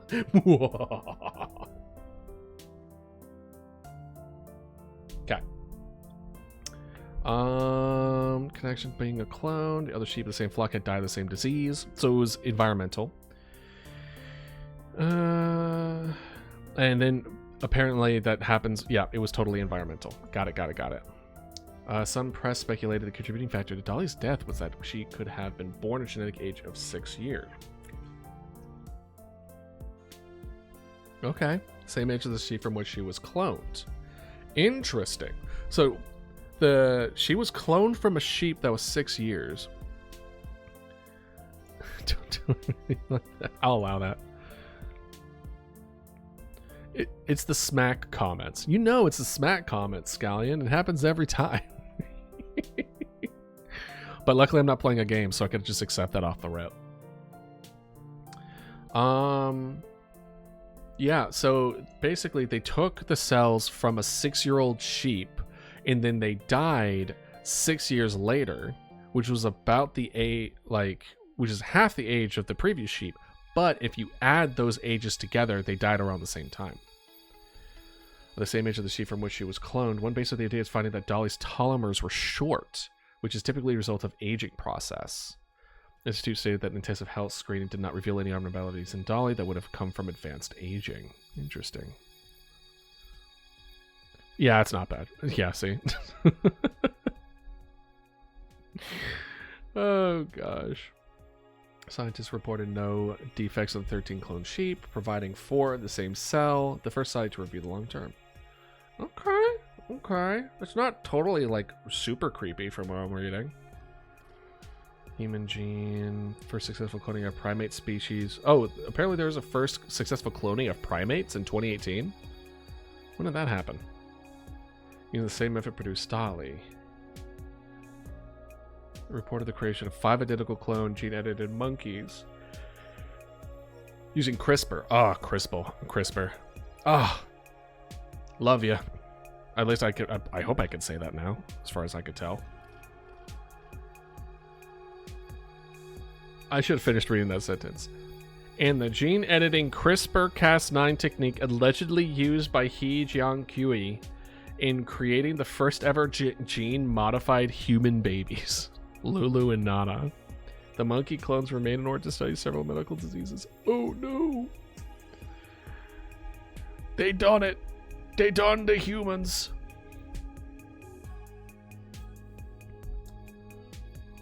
Let's see, what other rabbit holes do we want to jump down in? Oh yeah, wasn't Xenomorph on here? Let's see here. Xenomorph. Yeah, let's see here. I always forget that there's a skull in the front like that. So alien creature. A fictional endoparasitoid extraterrestrial species. Endoparasitoid. I know parasitoid, but what's endoparasitoid? I guess it means inside? As compared to outside? I guess? Antagonist, blah, blah, blah. Alien resurrection, Romulus. The species returns.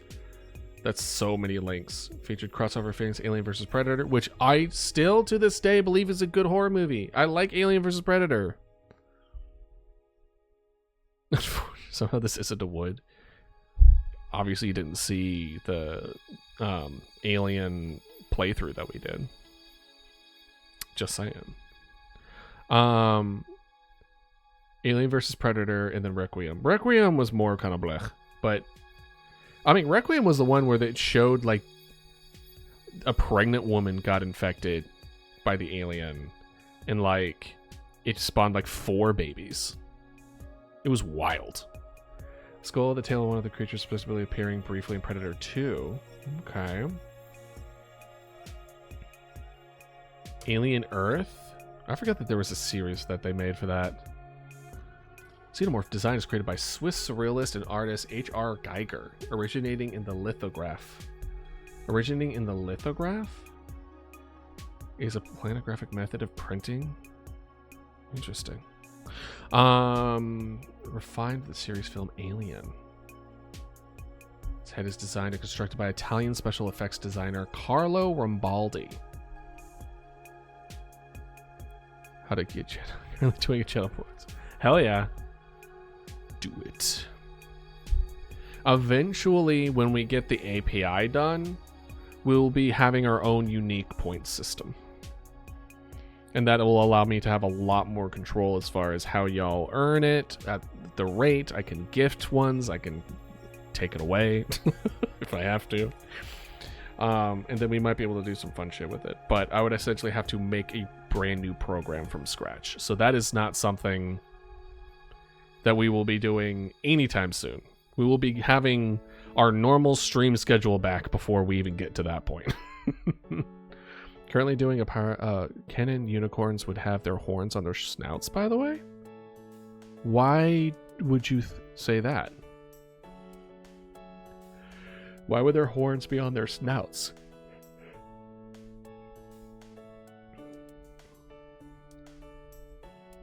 I feel like there isn't necessarily... I understand that narwhals have it on their snouts, but that doesn't mean that you can't have horns on your face. Look at rhinos.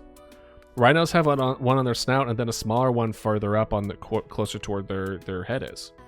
So why wouldn't unicorns just have one on their head? Why would it need to be down on their snout? What environmental, or is there something that you know about the production of horns?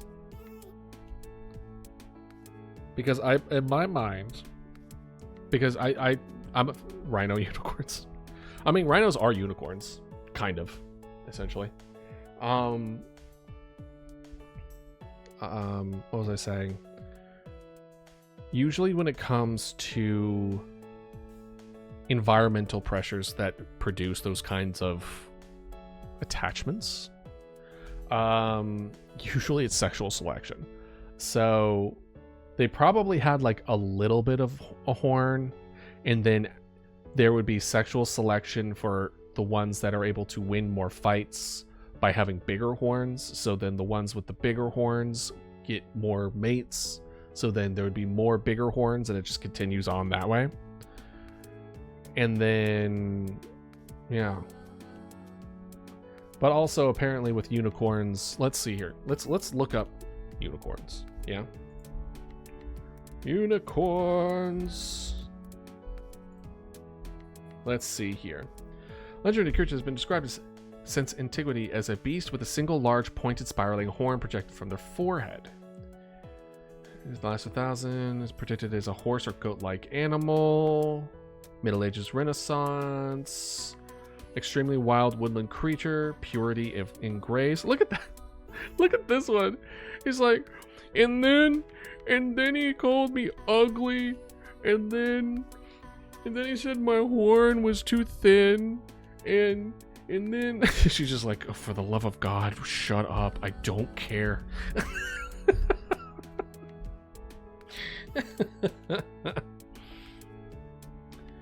Oh gosh, which can be captured only by a virgin. I know, it looks so sad. Just like, man, this is just the captured by the virgin one is 100% just like, why is it doing that? When I go to like highlight, it freaks out. What's the word I'm looking for? Not competency. It's the one where you don't have sex until you're married, and the church pushes for it. It's just, that's the old version of them trying to convince you not to have sex until marriage, is that, hey, you get the sick ass horse. Chastity? Yeah, I suppose. I think. So like that's their version of chastity. It's like, hey, you get this awesome horse though. If you don't ever have sex, you get this amazing horse. And they're just like, well, I do want a horse. And it's a really cool horse. In encyclopedias, this horn is described as having the power to render poisoned water potable and to heal sickness. Celibacy. Yeah, that sounds more like it. In medieval and Renaissance time, the tusk of the narwhal is sometimes sold as a unicorn horn. Is that the same with when if you look up online and look for dragon blood, it turns out to be like iguana blood?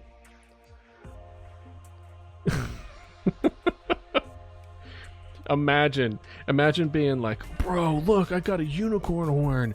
Hold on, let me do a test. And it's like narwhal horns vibrate at a certain frequency, and it just starts jittering, and it's just like, oh no, you got narwhal, dude. It's like, no, not the narwhal.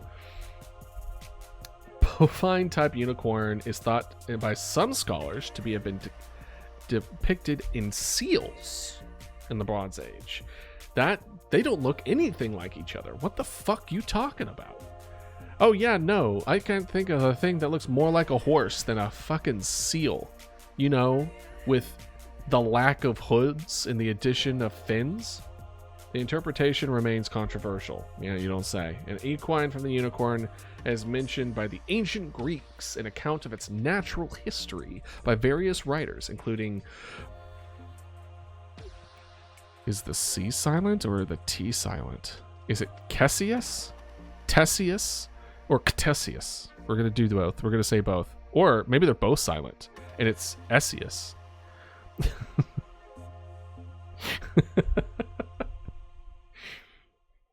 Well, too bad, Scallion. I'm hilarious. Strabo, the strabby one. Pliny the Younger. Who the fuck is Pliny the Younger? Who the fuck is this? Hold on. I gotta know. Who the hell are you? Pliny the Younger? Imagine being called Pliny. Selkie is something relatively the same about mystical. That's true. Wait, Selkie is the sea horses, right? Not sea horses like we know it, but like the Aquarius, they have like the top half of a horse and bottom half of fin or whatever, right? Well, maybe there was an equine sea. There's a lot of like horse sea things, maybe. Hold on, I need to figure this the fuck out. For the beer? The beer? There's Pliny the Younger, a triple IPA? That's a beer? Oh my god, what?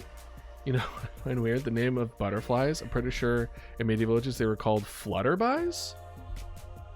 Flutterbys is an amazing name. Someone had dyslexia, and they were also the mayor. So everyone was just like, sir, yeah, no, they're called butterflies the whole time, sir. Totally, yes. And if they said the other version, they would be executed on the spot. Selkie is a seal queen? Let me see. Hold on. Selkie. Interesting. Oh, what? There's a guy in there. Mythological creature that can shapeshift between a seal and human forms by removing or putting on their skin. That's terrifying as fuck. They feature predominantly the oral tradition. Oh, in the oral traditions, I need to say things fully. In mythology of various creatures, especially those of Celtic and Norse origin, the term Selkie derives from Scots for seal. It's also spelled like silky, silky, and Selkies. Selkies are sometimes referred to Selkie folk, meaning seal folk. Selkies have a dual nature. They can be friendly and helpful to humans, and can also be dangerous and vengeful. Selkies are always depicted as attractive and seductive in human form, and many stories involve Selkies having romantic or sexual relationships with humans. Hot. Sometimes resulting in children. Yeah, what do these children look like, though? Does it come out as a seal? A human? I was about to combine the words, and it was going to be semen.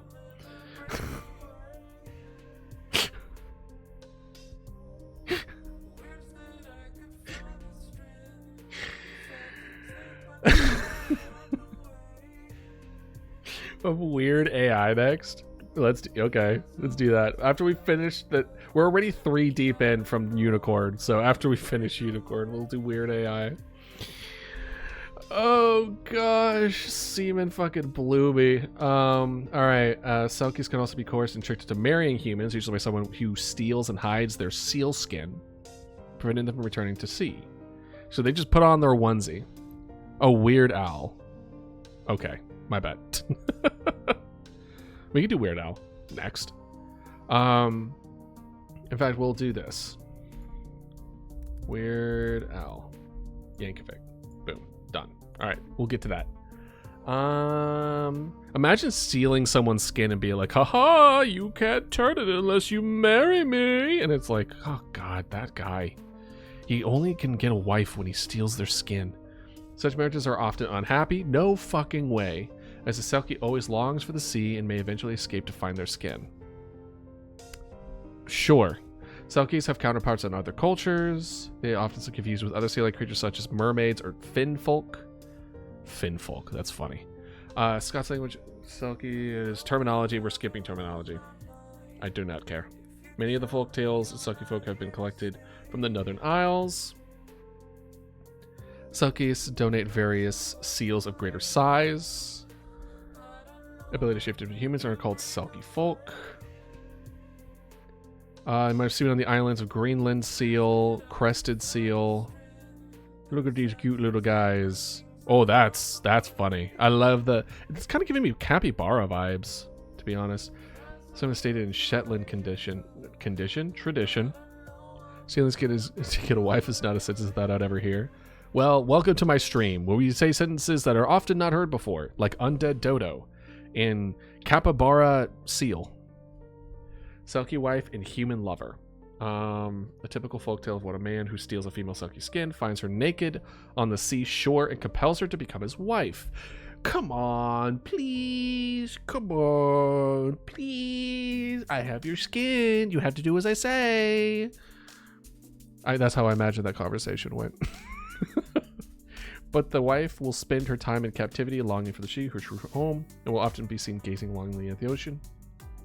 She may bear several children by her human husband, but once she discovers her skin, she will immediately return to the sea and abandon the children she loved.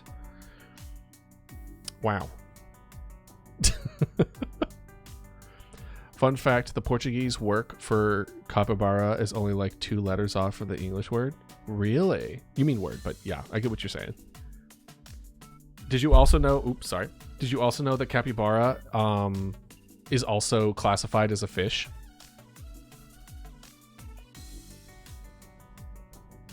Yeah. The Christian hierarchy have classified capybara as a fish so they can eat it.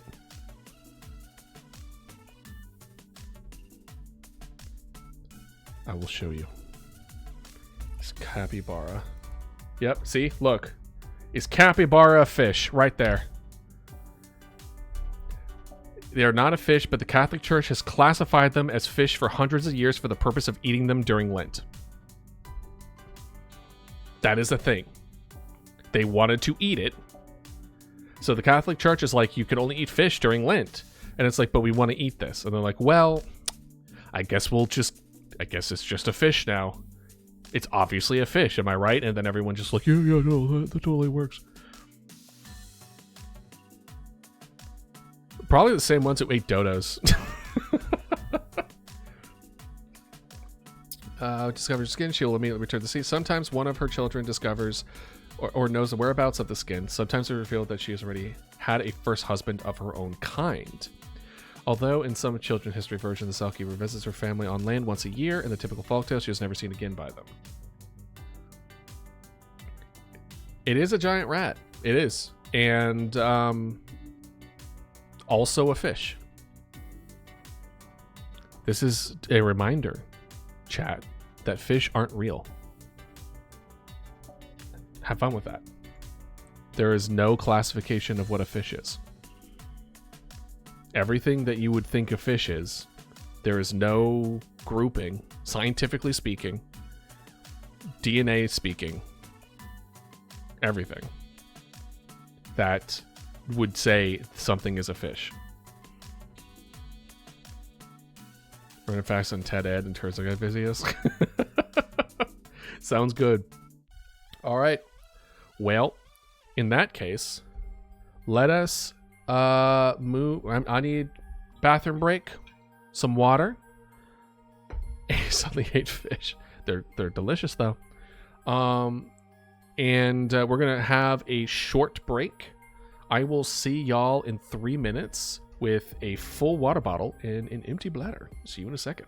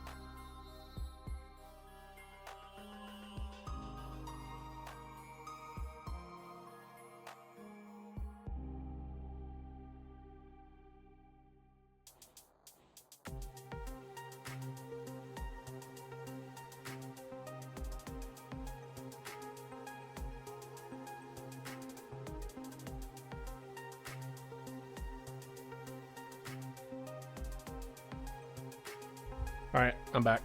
Oh, got water, and I'm good to go. You used to like salmon, but something just happened? Well, maybe, I don't know, maybe you just had bad fish? Or it could be you had it so much that you got tired of it. You know what I mean? Speaking of salmon, one time I ate it as a child and you turned red? Are you allergic? Or maybe it was the dye? Maybe it was something in the fish that you were allergic to. Like, I know my allergies calmed down. I'm allergic to cats, unfortunately. Cats love my ass, but my body hates it. I think they can tell they can kill me. So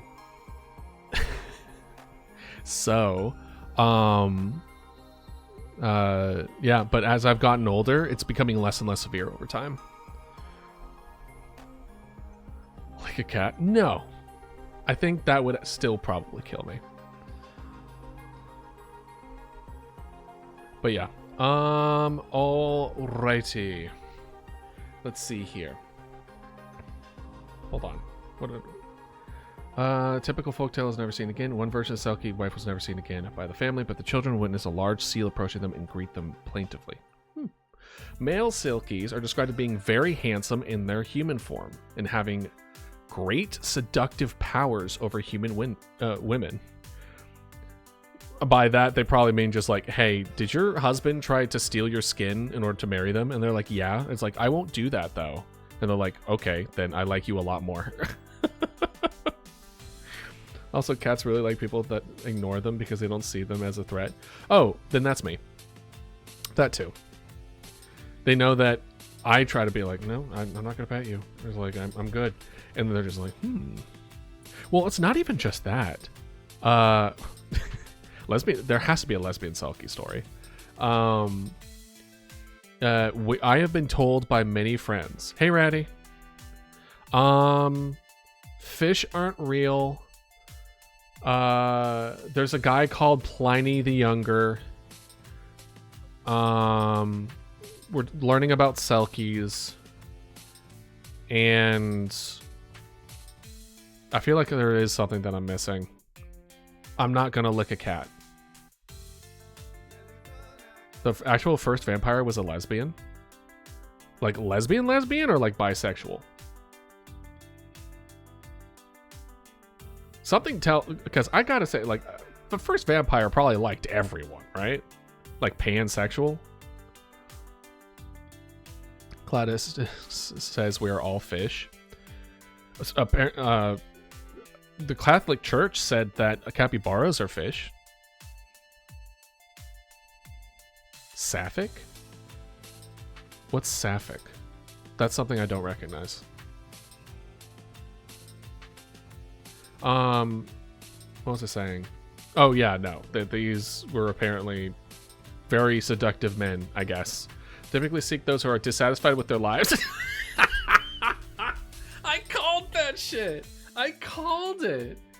Making Dracula pansexual though, just because I want him to. So yeah, do it. He's a fictional person.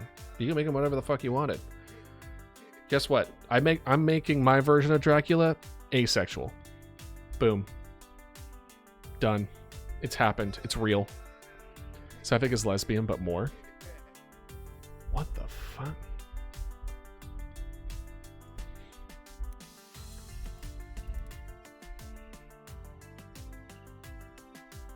Oop. Sapphic.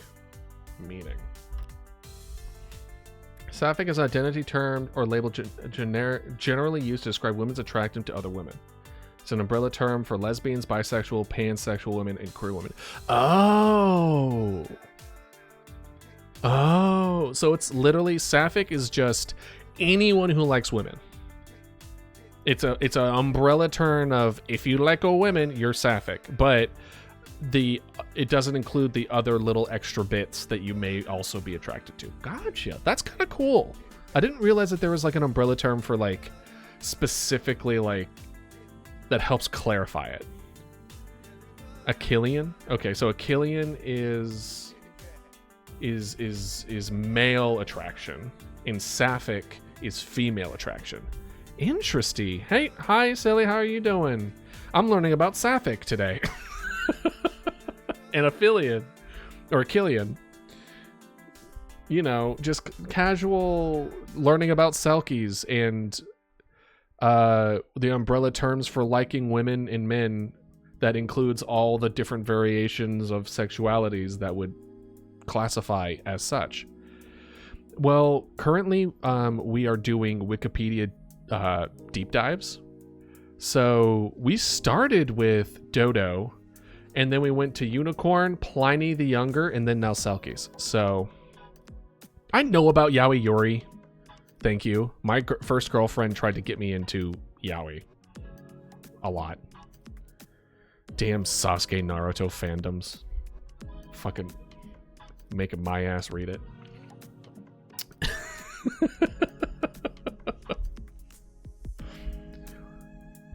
Listen, you do. When it's your first girlfriend, you'll read what you don't want to read. Speaking of which, I did read all. I shouldn't admit this. I did read all of the Twilight series. All of it. Every single one. Because she wanted me to read every single one. Which also meant that I watched the movies. Yeah. They were so bad. I hated every single one of them. Oh. Yeah, it is. It was definitely the most common at that time of age. That was like peak Naruto, dude. We would go to anime club and watch Naruto on the big or watch Moving Castle and all the other really good animated movies. Oh gosh, they're not good. They're not good. I don't recommend it. But you know, if it's your, listen, if you like Twilight movies, it's okay. I'm not gonna kick you out of this chat. I'm not gonna kick you out of the stream if you like it. But also, maybe don't trust the taste in things with a guy who puts ketchup on his mashed potatoes. You know? Maybe don't. Just a thought. Yes. So the men Selkies are hot. Yeah, we were at that point.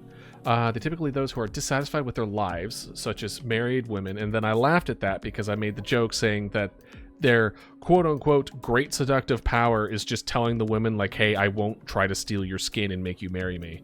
And they're just like, cool, that's more than enough than the person I'm currently with is doing, so I'll just go with you.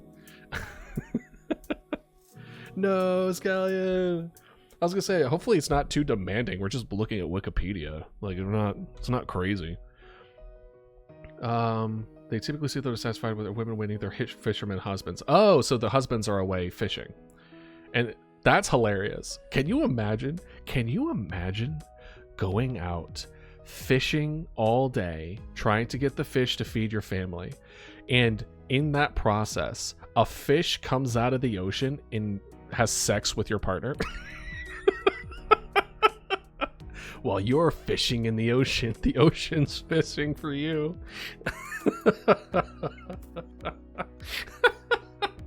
Come back being like, why does it smell like salmon in here?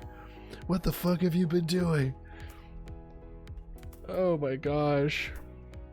Fishing, having fun, taking another level. For real. Oh man, that's funny. Another popular tattletale. Tattletale? God, why does it do that? Tattletale? I have only heard that word as someone being a tattletale. Is a popular tattletale an actual phrase? Is it just another way of saying popular tale?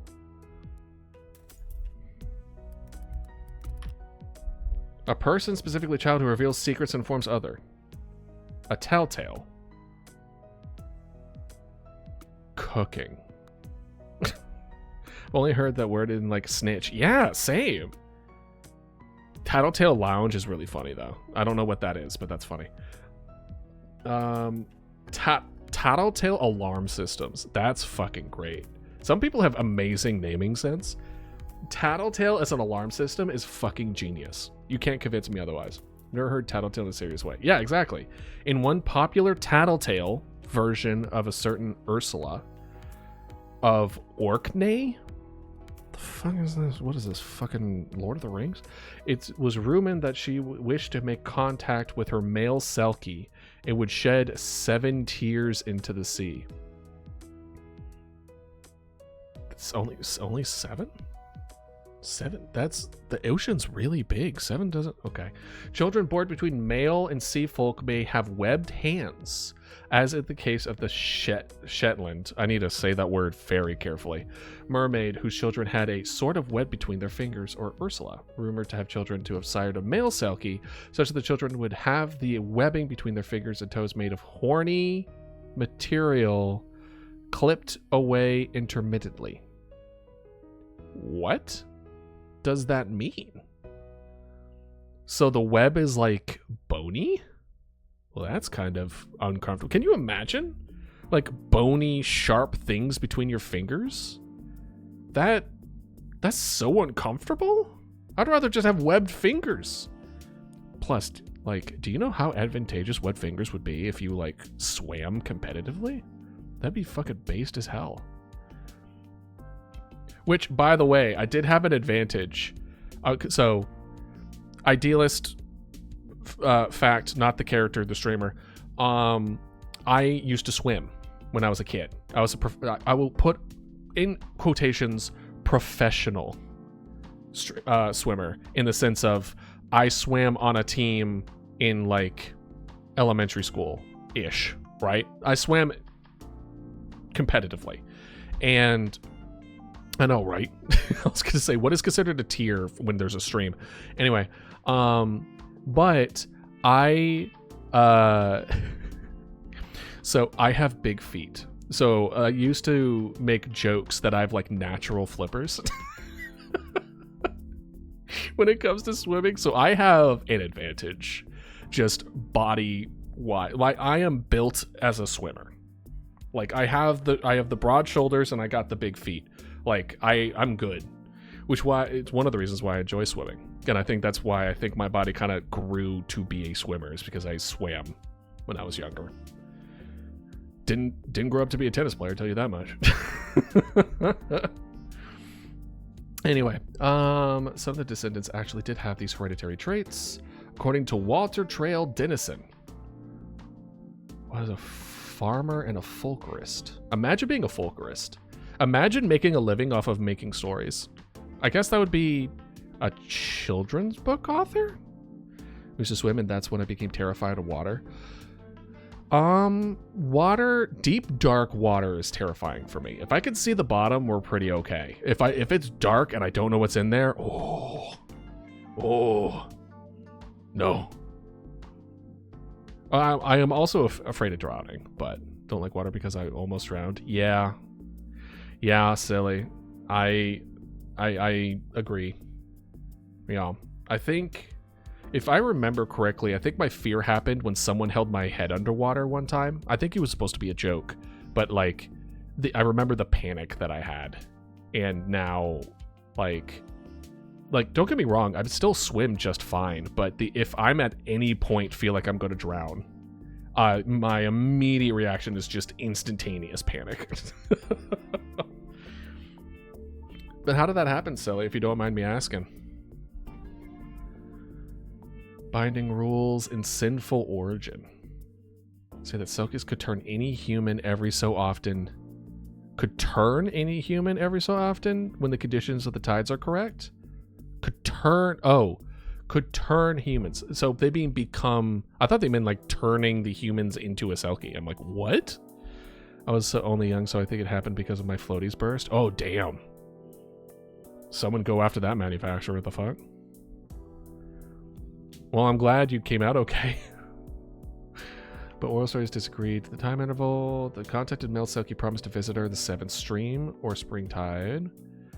Accounting for one version, Selkie would only assume human every once of 7 years because their bodies of the house. Wait, is it once of 7 years the same thing with the Pirates of the Caribbean and that's not the right name, idealist. Get that out of your head. Shit. Davy Jones. Guys, the only thing my brain could think of was Osmosis Jones instead of Davy Jones. And I'm like, we're not talking about Osmosis Jones in Pirates of the Caribbean. That's not the right name. God, I hate my brain. Hey, Hollow, how you doing? Water is evil, but something helps us live. It does indeed help us live. Drinking water is great. Swimming is water. I'm good at it, but I fear it because I respect it. But you should, that's about it. I also have memorized what you should do when you get stuck in a riptide and stuff like that too, because that's also super terrifying. Every time I swim in the ocean, I feel bad because my grandma yelled at me for swimming once. Oh no. No. Oh, it was 10 years, not 7? Okay. I thought it was 7 for some reason. I'm sorry, Scallion. I hope, well, I firmly believe that everyone should know how to swim. As long as you know how to swim, I don't think you need to swim. But you should be able to know how to swim in case you're in a situation where you're in water, right? And I think it should be mandatory in Florida. Because Florida is just one 10-foot tidal wave away of just being completely underwater. So, like, I have met people who are just like, oh, yeah, no, I'm going to go to the beach. And I also don't know how to swim. And I'm like, you really should learn. If you're going to be anywhere around the water, please learn how to swim. Just in case. Please. Or at least know how to keep your head above water. You don't want to be in a situation where you're in water and there's nothing you can do about it. You know? Superstitions. If it was only during hard times that people in the Scottish Isles would kill seals to make use of their skin in blubber. Hopefully they did it only in necessity, because if not, fuck them. It was thought that the killing the seal would result in misfortune for the perpetrator. I wonder why. Maybe because people don't like the fact when you just kill innocent animals. Recounts the tale of crofters who brought their sheep to graze upon a small group of homes. Place 7 sheep on the largest home. What the fuck is a home? In many cases, the name is derived from the old, meaning a smaller rounded islet. Oh, so kind of like a sandbar. Or like just a small island. Got it. And it got jumped by a wave. Yeah. Yeah, actually, that reminds me of a story. I still have the scar to this day. This is when I was living in Florida. I was living in Florida. I lived down there for like 4.5 years, and I lived over by the Gulf Coast, and usually Gulf Coast, you don't get any waves. Like the Gulf of Mexico is kind of like a giant lake. There really isn't a whole lot of waves with them. And but this one day there was a hurricane that came, and the waves were like 8 to 10 feet. And so I was so excited, and I loved to body surf at that time. And so I was body surfing the waves and having a good time, and everything was great. And then I walked on the beach, and I didn't see that a especially big wave had started surging, and it hit me in the back, and I tumbled into the sand, and there were shells and everything just kind of like going everywhere. And luckily I was still like on the beach, so I didn't have my head underwater or anything. But when I got up, I look over, and my right side had completely been gouged out from all the shells and everything, and I could like see underneath, like I could see like the white of the flesh and everything like that. And I was just like, and bleeding everywhere, and I was just like, oh no, oh. And my mom was freaking out, and the lifeguard was giving me first aid, and all I remember was how thirsty I was. I was like, oh, I was like, just give me, and like my mom was like, I'm not leaving, and I'm like, Mom, give me some water. I just need water. I was so thirsty. But I didn't learn until later that the same feeling of being thirsty happens when your blood pressure's low. So because I was bleeding a lot, I was getting low blood pressure, which is sending signals to my brain that I was very, very dehydrated, and I needed to drink water. So it probably didn't help that, there was salt water and it was hot and there's salt everywhere. But it's just something to know that if you're especially thirsty for some weird reason, it may be low blood pressure because it has the same symptom. All right, Hollow. All problems can be solved with water. You want to lose weight, drink water. You want to work out, go swimming. You're enjoying it. Someone drown. I mean, technically that would be a solution, Hollow. Technically a solution. A legal or recommended solution. I disagree, but it is technically a solution. The water, and that was terrifying. Yeah, Scallion. It really is. It really is terrifying. Yeah. I'm glad you came out okay. But usually in those kind of situations, you need it's probably a good idea to kind of you don't want that to be your only or your last experience with something. You don't want the last experience with something to be a negative one. So as much as how scary it may be, I think it would be beneficial to try to recover your relationship with water in your own pace, even if it's something small. So that way it isn't something that is always over your head. You know what I mean? Because that is traumatic. And reducing the amount of traumas one has in their life is probably a good idea. We get enough of those in general. Might as well start reducing of the ones that you have some control over. But definitely have help if you can too. It's good to have other people when you're trying to deal with that too. Right. During the summer, the man placed 7 sheep on the largest little islet. On his way home from grazing sheep, a man killed a seal. That night, all the man's sheep disappeared. However, the other crofters who did not kill a seal did not lose their sheep. Got you. So I guess Selkies are also seal guardians, or just if you start killing seals, they'll come and just fuck you up. Selkie wagtail, practically every other island, blah blah blah. Good man of the wasteness, Selkie wife. Hold on. A man. I am a man of Bodoland. I am a Selkie, I to see. And when I'm far from every strand, my dwelling is sure scary. Okay. It's not bad. I fucked it up in the middle there, but it's not bad. Let's see here. Parallels. Been assigned radar core of Christiansen system. The fuck is that? What the fuck is that? I still really like it. Well, that's good. Well, I'm glad.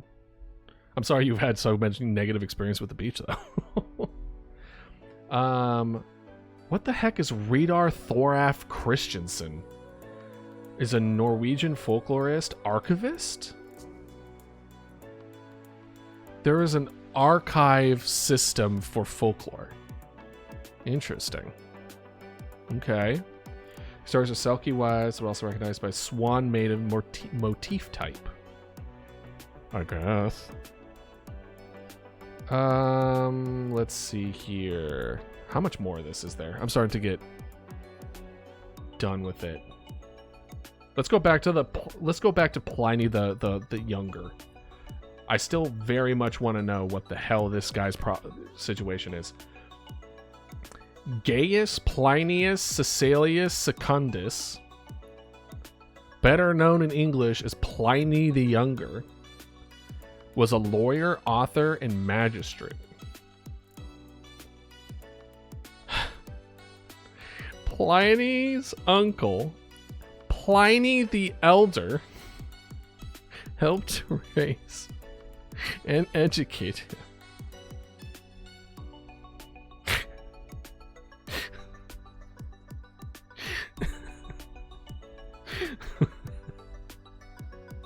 Ah, yes. My uncle, Pliny the Elder. It is me, Pliny the Younger. I guess maybe the younger and older is like junior and senior, but there's just something about this that's so fucking funny to me. That is scarier than getting tumble-dyed in the ocean is sleep paralysis. Yeah. I mean, both of them are areas of like helplessness, right? It's being completely not unable to move or like the Younger. Idealist the Younger.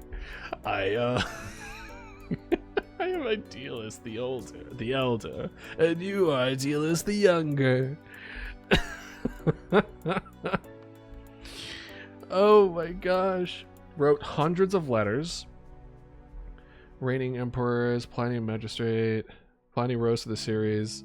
Is that the only good funny thing about this dude is just his name? What the fuck did he do? Provided sketches how his uncle worked on Naturalist. Idealist the Dodo. Oh gosh. Oh man.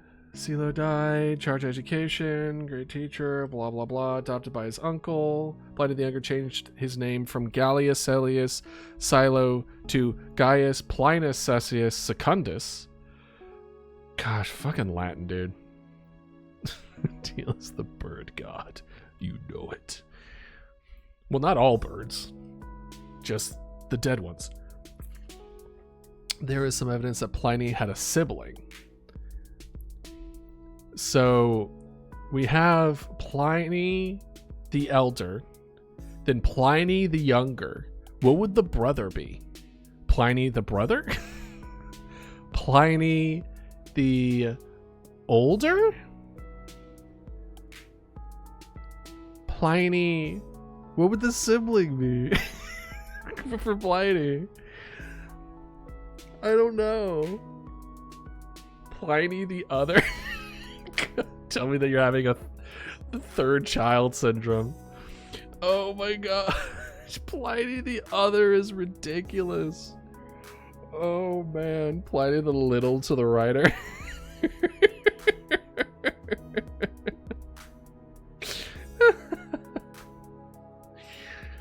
Oh gosh. What if it's just Pliny? It's just Pliny. Not the older, not the elder, not the younger, just Pliny. Just Pliny.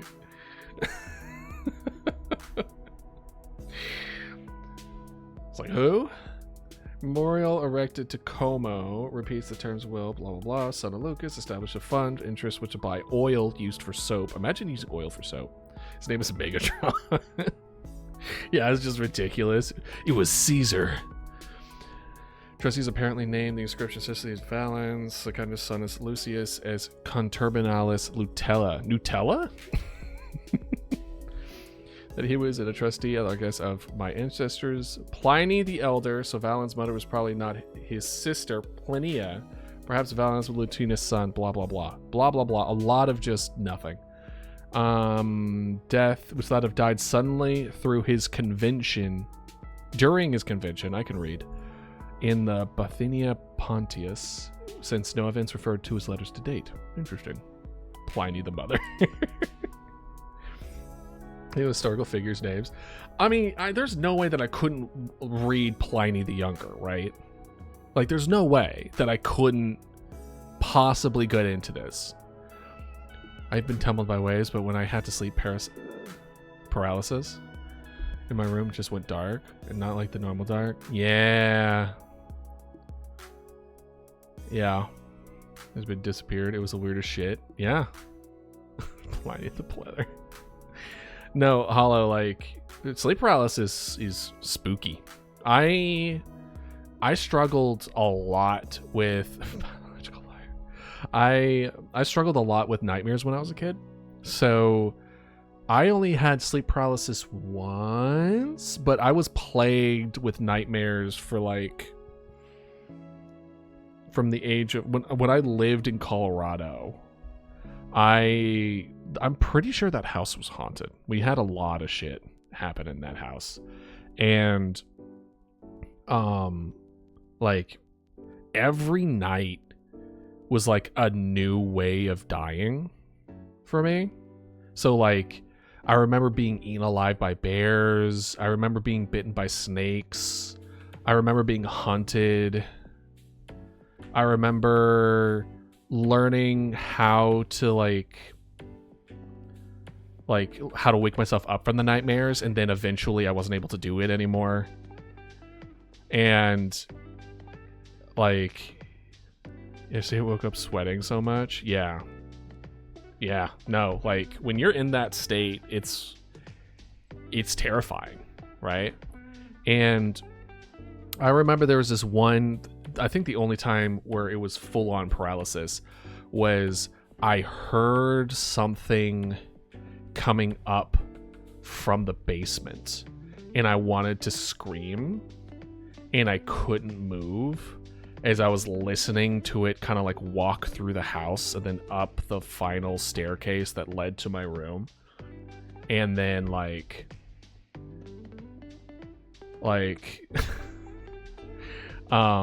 and eventually it was, the way I could describe the sound was that it was kind of like an oscillating sound, and I imagined almost like a floating orb of it where it was just kind of like and like just did that, and I would hear it get closer and then farther away, and as soon as I like eventually it started going farther away back into the basement, and when the sound disappeared I could move again. It was weird.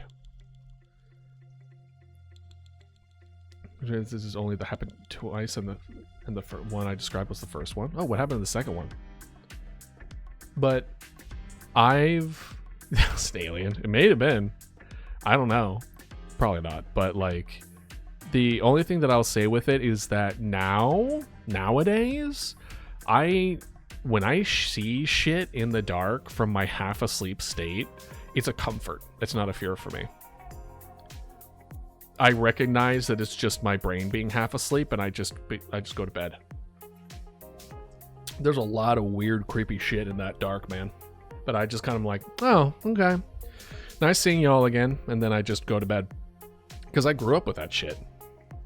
Like every day was the same, was they were there.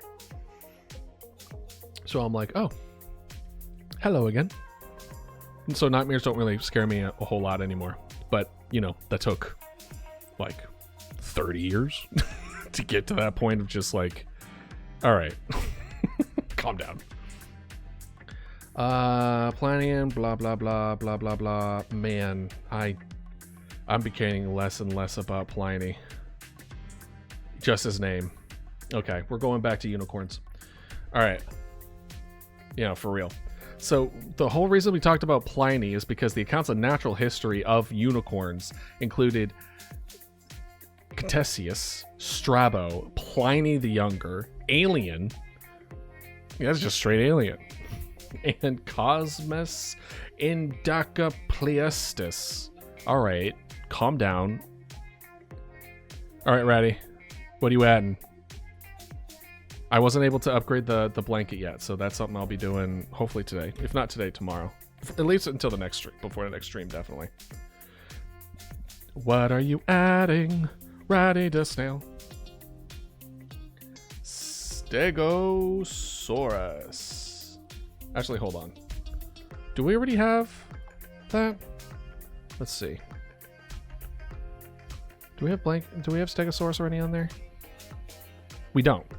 Okay, cool. I mean, it's your food, Scallion. Okay, yeah, no. There's no Stegosaurus. I will add it. Currently, on our list to add, we need to add Liopleurodon, Dunkleosis, Pterodactyl, and now Stegosaurus. Oh, no problem, Ratty. You're the one who redeemed it. No need to thank me. The second one, I was awake working on my desk, and I turned around to feed my cat, and as soon as I stood up, my room, it was just white. Ooh. Pure with no depth, like 50 feet. It's just me and a tall black figure that was just looking at me. Got to me, I was just still in my chair at my desk. Bro, what? Did you, like... That doesn't sound like sleep paralysis. That sounds like... I don't even know what to call it.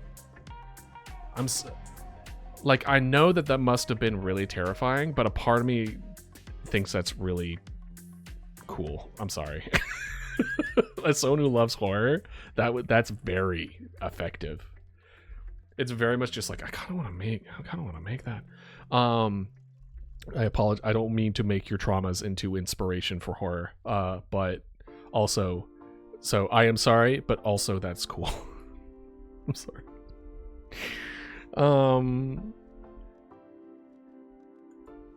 Anyway, moving on.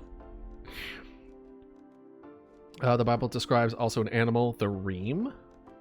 Ra'im is an animal mentioned 9 times in the Hebrew Bible and has been translated as unicorn. Interesting. So I didn't know that it was in the Hebrew Bible. It was not even sure it was sleep paralysis. Well, the thing is like you were really asleep. If anything, I would want to say that you passed out from standing up too quickly. Ooh, story time. Should we? I probably shouldn't tell the story, but I'm going to do it anyway because I like making bad decisions. I had a seizure in church one time.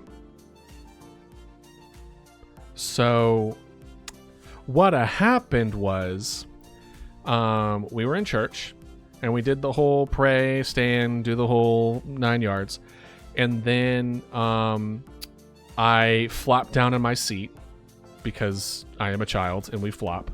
And except we were at the end of the pew and I sat straight on the armrest, like the wooden armrest at the end of the pew, and it hit my tailbone. And I was just like, oh man, that really hurt. And then the next thing I knew, I was outside. And it turned out that I had caused a shock to my tailbone, and it just chain reactioned up to my brain, and I had a seizure during the moment of silence. Yeah. So that happened. The thing they carried me on was the most uncomfortable thing on the face of the planet, though. Where my brother had a seizure and it wasn't the shaking one. He was just the one where you just fall over like a sack of potatoes. Yeah. I'm always worried about those because that's kind of the thing with like aneurysms and things of that nature. Where you could just be like if you've ever, well, hopefully you haven't, but like if you ever see someone die from an aneurysm, it just looks like they tripped. Their body just stops functioning. Ah. How dare you? I guess my browser doesn't like that redeem. But yeah, no. That something I got the feeling that it's like sleep paralysis, you were like you have REM sleep, but that was you getting up and then in a white room and then slowly, like, I would say that was more of a hallucination.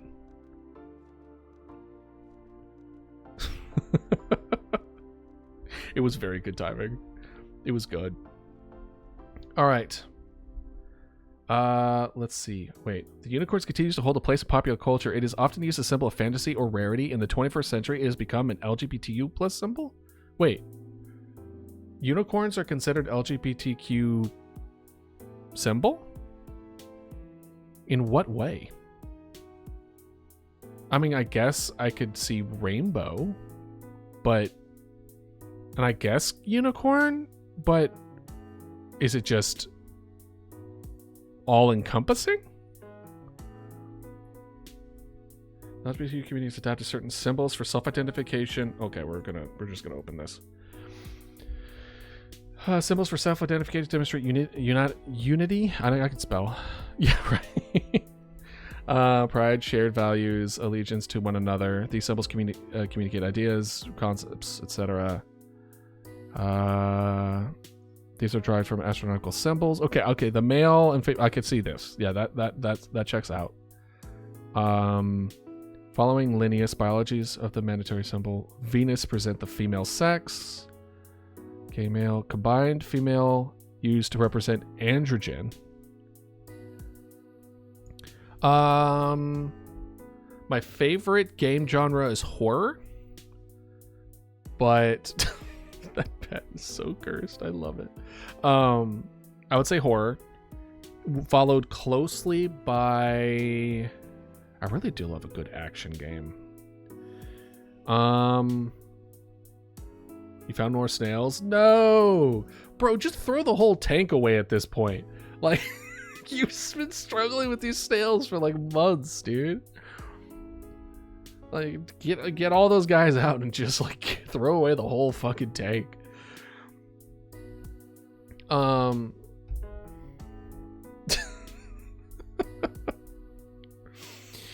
Hey Puff, welcome back. How was school? Used to represent androgen or transgender people. That checks out. That makes sense. And additionally, combined with the female and male symbols, indicate gender inclusivity. Also used as a transgender symbol. Oh, okay. I haven't seen this one. This is new. This is new for me. I'm sorry, Puff. I really am.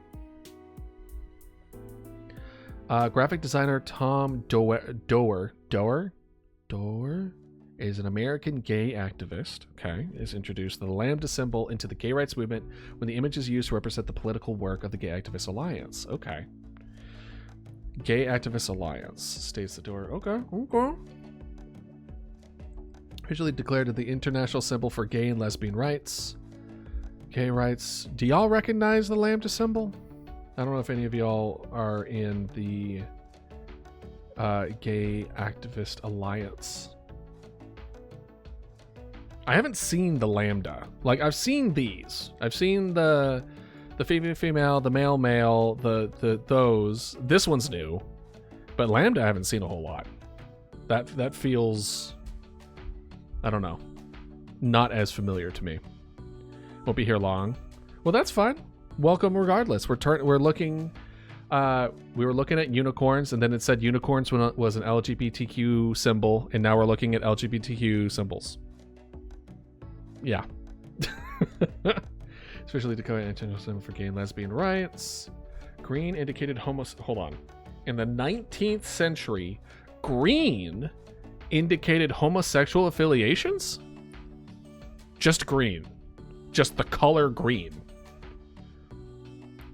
Oh, Sail and Roach? Gross. Is there any way that you can have them fight each other? As popularized by gay author Oscar Wilde, who often wore a green carnation. Okay. I guess. Yeah, right, Reddit? You're just like, salad? Cucumber? Rose in Japanese historically been used in Japan as a pejorative for men who love men. Well, that's a hell of a pick. Imagine picking the what is probably the most notorious love flower in all of possibility, being like, cool, that one's now gay men. Fuck you, literally everybody else. It's based as hell. Just being like, yeah, no, that's gay now. And they're like, just like, shit, I can't give roses to my girlfriend anymore. She's gonna think I'm gay.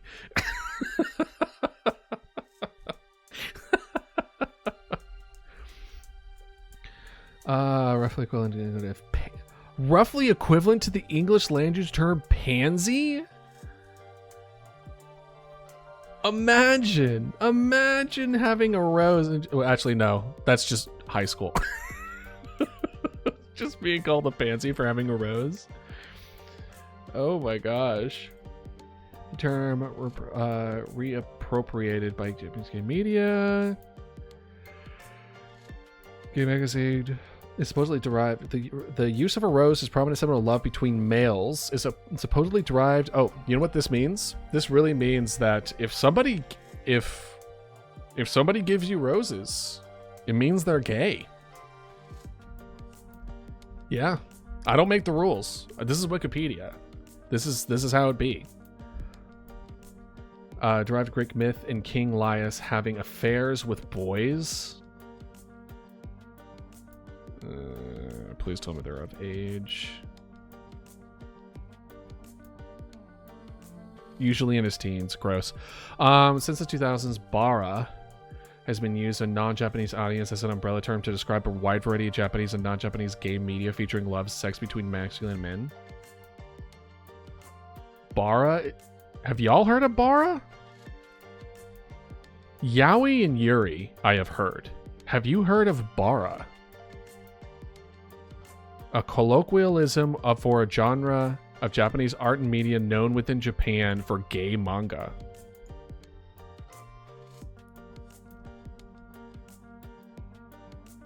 Can't make them fight, but I do have a roach traps now. Do you have snail traps? Feel like you need it. Drama focus on male same-sex love is created primarily by gay men. Bara can be very visual style, but typically feature masculine men with varying degrees of muscle, body fat, and body hair akin to bear or bodybuilding culture. While bara is typically pornographic, the genre is also depicted romantic and autobiographical. Okay. So is bara a subsection of yaoi? Is bara like bear yaoi?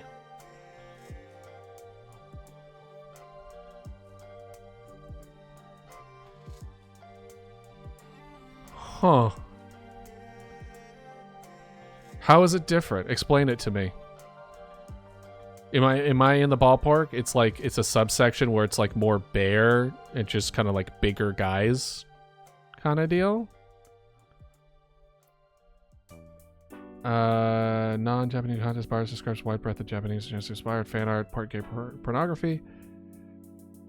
Bara is distinct from yaoi, a genre of Japanese media focusing on homoerotic relationships between main characters that historically have been created by and for women. Oh.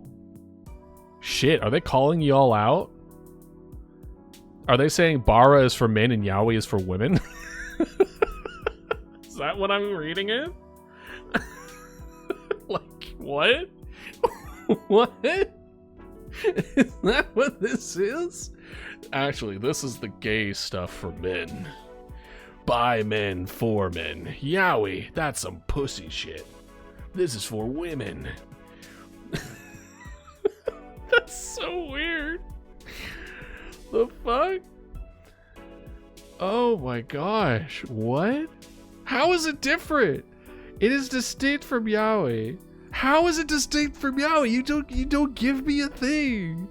Bro, I'm looking at, what was it called? Bara versus yaoi. This is on my Google history forever, by the way. Bara emerged among the international... Okay, that's just that. Other than obvious intended audience, how does bara... We're going to Cura, guys. Let's go.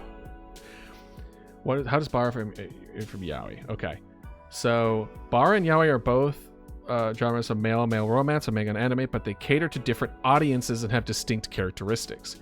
Yaoi primarily aimed at female audience. It is often features idealized male characters in romantic plots to appeal to female fantasies, whereas Bara is geared toward a male audience. It is often include more muscular and rugged characters reflecting a different aesthetic. So I was right. I was making fun of it, and I was 100% correct. Yaoi is mostly created for women, by women, for women. Got you. So yaoi is for women, and Bara is for men. That's hilarious. Hey Bear, how you doing? Just learning about Bara. How are you? What are you up to? Oh my gosh. What? All right. Well, we found our distinction. Cool. All right, LGBTQ. We're going back to this now that we learned what Bara is. The rose is also a sacred flower of Eros, god of love and sex. Blah, blah, blah. Roses are a symbol of pederasty in ancient Greece? What the fuck is... Oh, it's pedophilia. Okay, we're going to move on. Roses are homoerotic poems such as Solon, Straton, Meleager, Ryanus, in whatever. Animals that lovers gave as gift to their beloved also became symbols of pederastic love, such as hares, roosters, deer, felines, and oxen. Imagine trying to win over somebody and you give them, like, here's an ox. Violets and their color became special code used by lesbians and bisexual women. The symbol of the flower derives from the several fragments of poems by Sappho. Sappho! It comes back! That might be where Sappho comes from. In which she describes lover wearing garlands or a crown with violets. When the play became subject to censorship, Parisian lesbians wore violets to demonstrate solidarity. That's honestly kind of interesting. It's always kind of interesting to know why things became the way they became. And apparently in this case, it became because somebody made a play of it, and because it was trying to get censored, it completely backfired, and people were like, well, fuck you, we're all going to wear violet. What are you going to do about that? And then that's why violets became a lesbian flower. White lilies have been used romantic era to symbolize beauty and purity of women, and are a de facto symbol of Yuri genre. Does that mean Yuri is women writing women for women as well? I have a suspicion it is. If it's because usually yaoi Yuri is kind of like not synonymous, but like grouped together. Then I imagine whatever the other version of Boros, whatever the fuck it's called. Does it sound like another term for gay man? It does, doesn't it? Is the Dodo supposed to be that big? I haven't fixed all the sizings for all the costumes. I'm sorry. So no, but also we're dealing with it.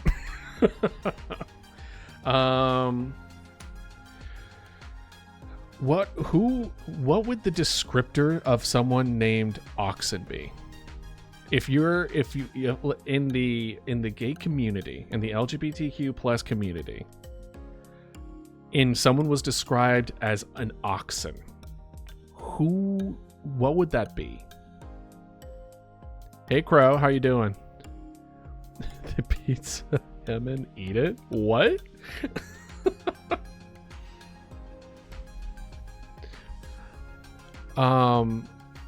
In my mind, they have like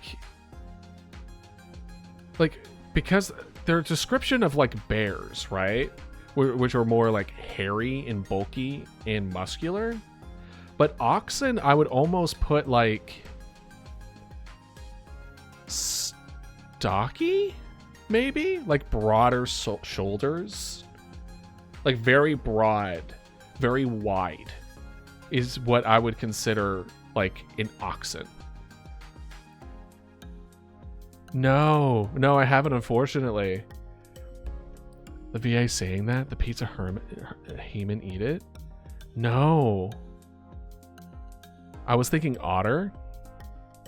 Isn't otter like just skinnier bear?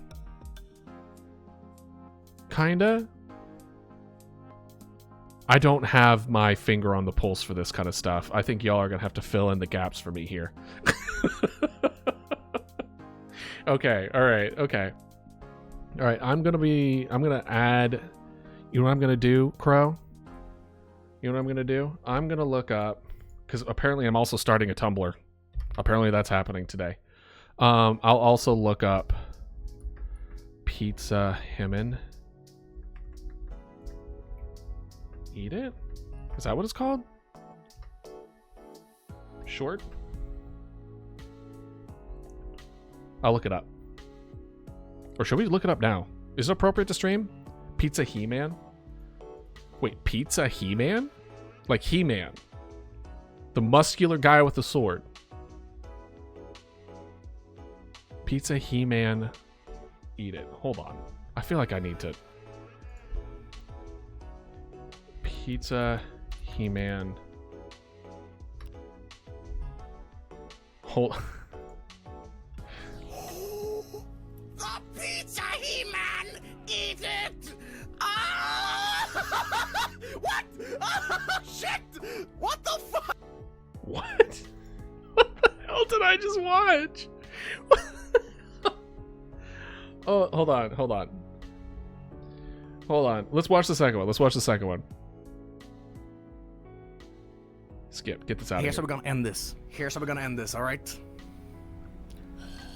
I am He-Man! And then suddenly... The Pizza He-Man! Eat it! Ah! What? Ah, shit! What the fuck? Okay. That's really funny. Oh God, here we go! That's really fucking funny. Got the power! Thank you for sharing that. Thank you for this gift. Crow. I've never seen that in my life. That's so in context. That's so good. I was so confused. Oh my gosh, that's funny. Oh gosh. Look up Super Ghostbusters. All right. Super Ghostbusters.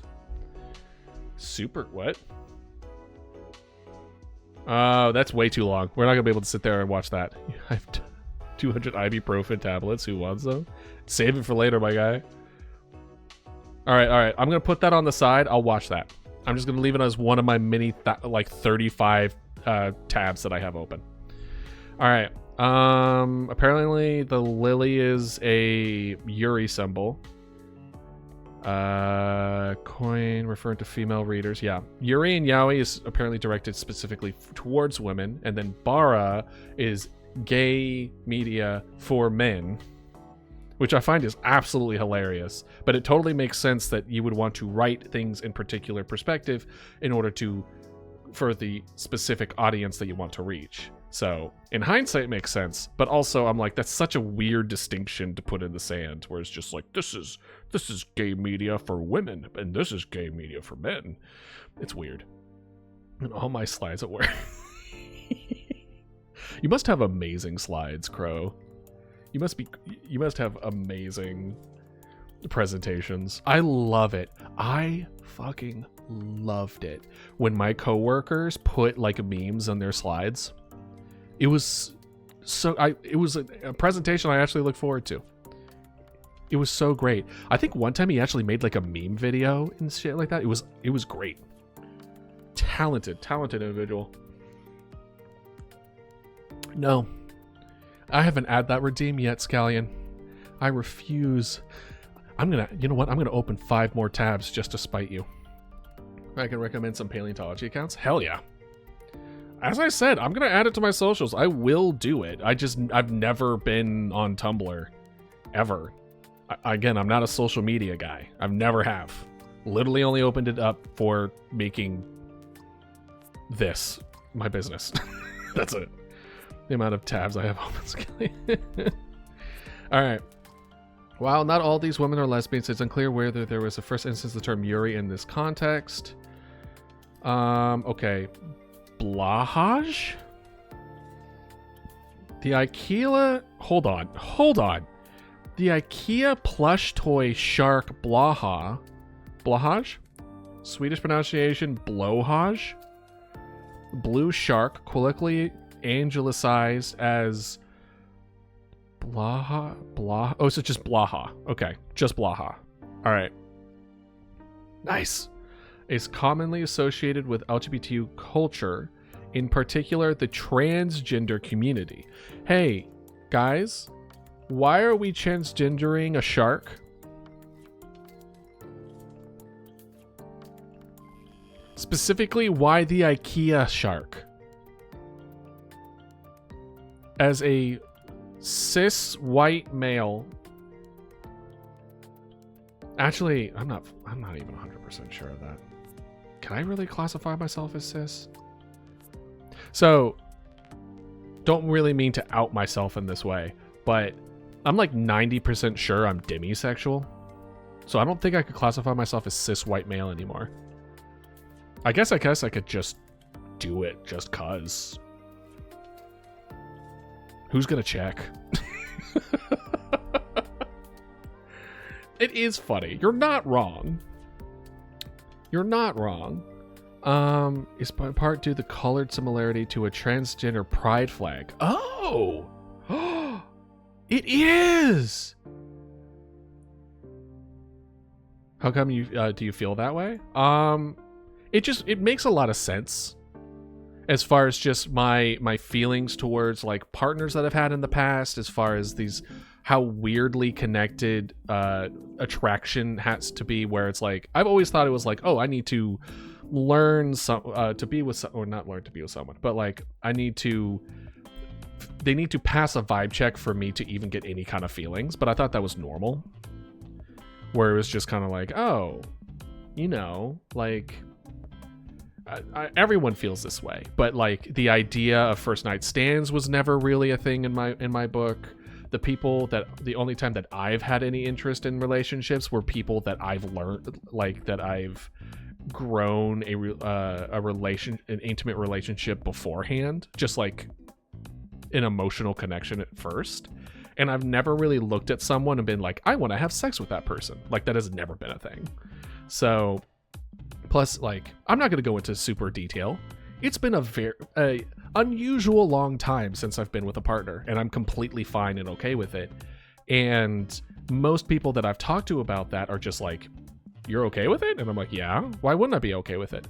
It's not asexual because I still have interest and I still have, like, all the other things are there. It just doesn't come up until I know someone well enough. It's like, that is the prerequisite before that can happen. So I definitely have interest. I definitely have, like, desire, but it's just not something that I go forward with, really. So it's not so much to the extent of asexual, which is why I think it's demisexual.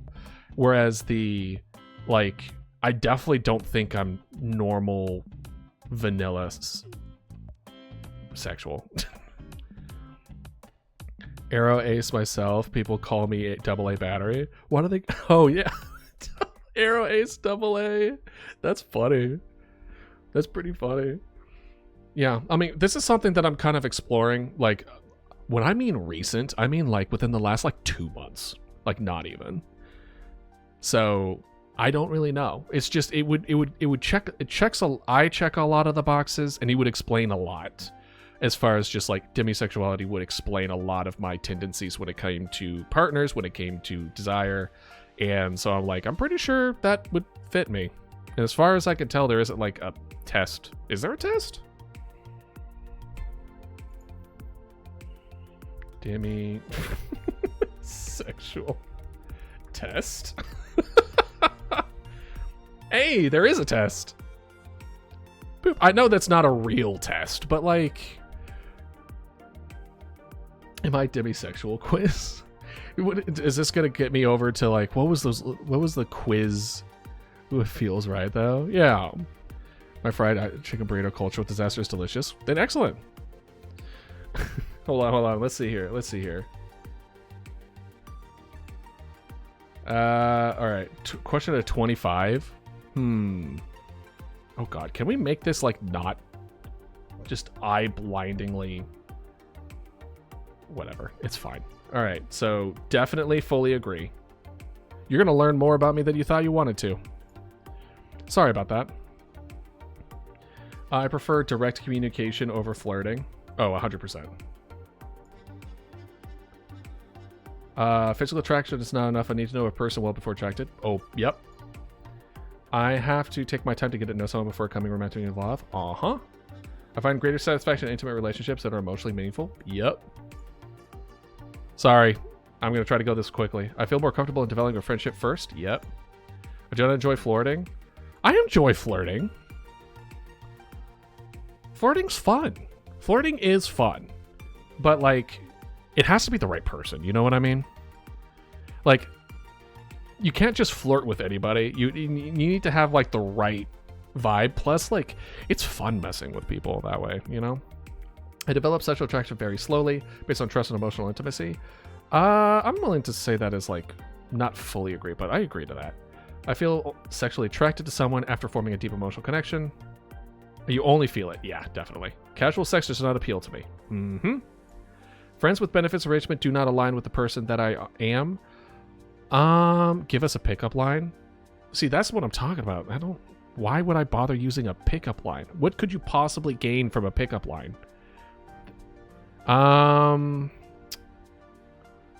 Let's see here. I don't know. I've never attempted. It's like I don't know. You give me one, Scallion.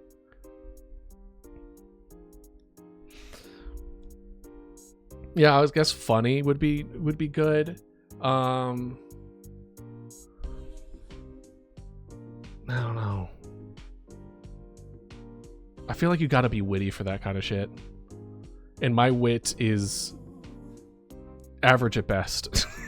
I have a hard time identifying when I feel attracted to someone. No. I can usually tell when I'm attracted to someone or not. Pretty easily.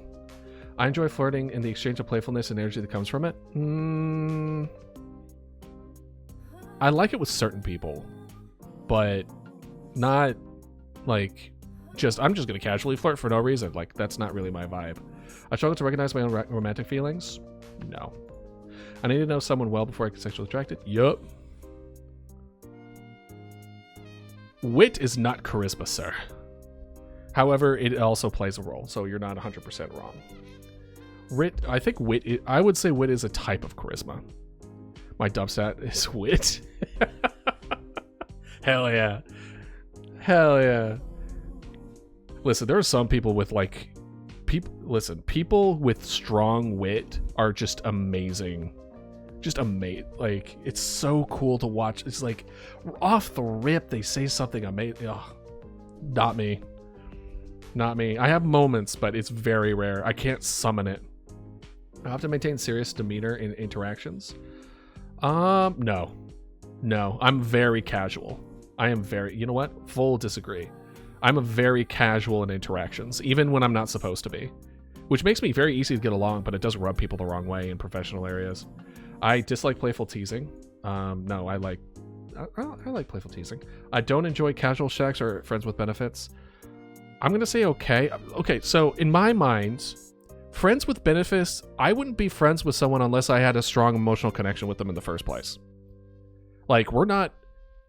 If, like, casual sex, no. But, like, friends with benefits, if we're close enough to be friends, then we're close, then that's already reached that barrier of, like, okay, now I can kind of see this going somewhere, right? Like, I don't know what kind of friend, everyone's bar for friends, but maybe mine's high. I don't know. I can enjoy one night stands and casual sex. Nope. I believe in love at first sight. I'm gonna neutral with it.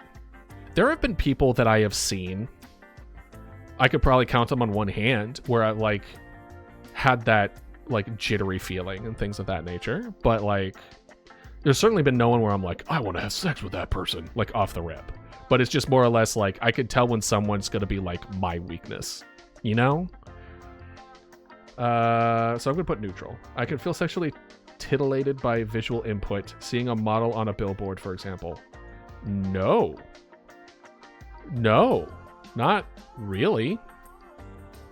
Is that a normal thing? Oh, first of all, what's the definition of sexual titillation?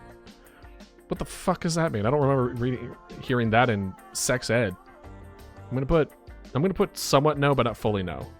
Like, is there hot, like, people or drawings and things like that? Yeah, sure. Yeah, I guess. Perhaps. I feel confused when I start to feel attracted to someone. Confused? No. No. Find it difficult to understand my own feelings of attraction? No. Mine's pretty straightforward. Either I do or I don't. I need to build a strong emotional foundation before I can enter a romantic relationship. I feel like that's just this should just be a thing people do. Building a strong emotional foundation before you can enter a romantic relationship should just be a thing people do. That shouldn't just be a sex for demisexuality. That's just a thing. That's just a thing. I always know when I feel attracted to someone. I'm gonna just leave that as neutral. Sometimes I'm stupid. There's been a couple times where, like, I didn't realize I liked them the way I did until, like, something happened and I was like, oh, I liked this person. That's happened. So I'm gonna neutral it. Okay. So apparently there's a lot of this. What the fuck? Okay, so there's delayed attraction. Refers to experiencing sexual attraction only after forming a deep emotional bond. Okay, so I have a lot of that. Then there's emotional connection.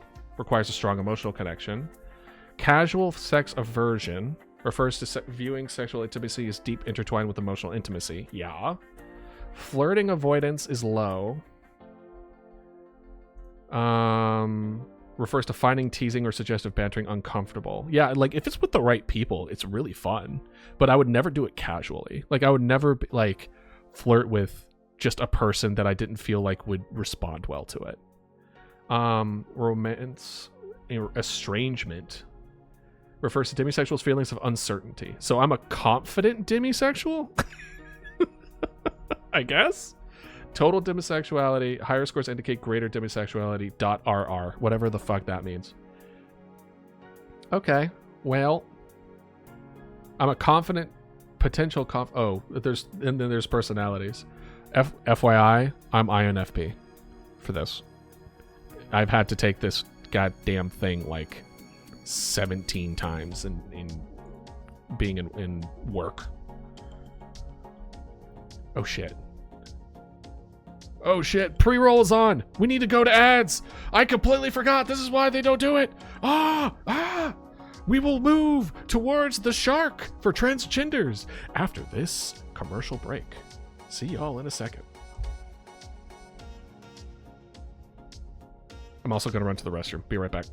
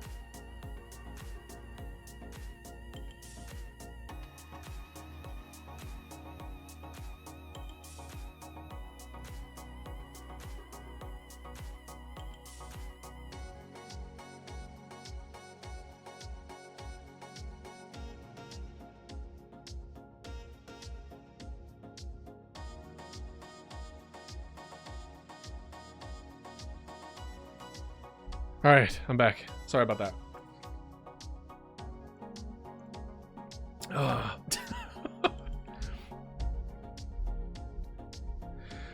So, Crow, if you can hear me. So, I believe I remember asking this question before, but you are a scientist who is a crow. Are you a scientist who is a crow that also studies crows? Or what science do you do?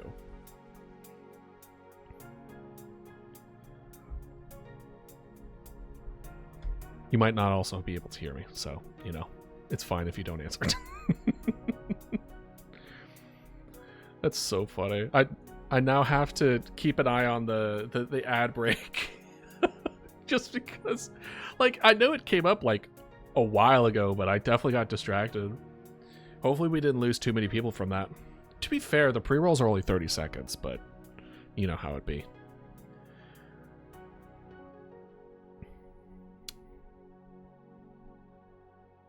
I'll ask in 30 seconds when the ads are done.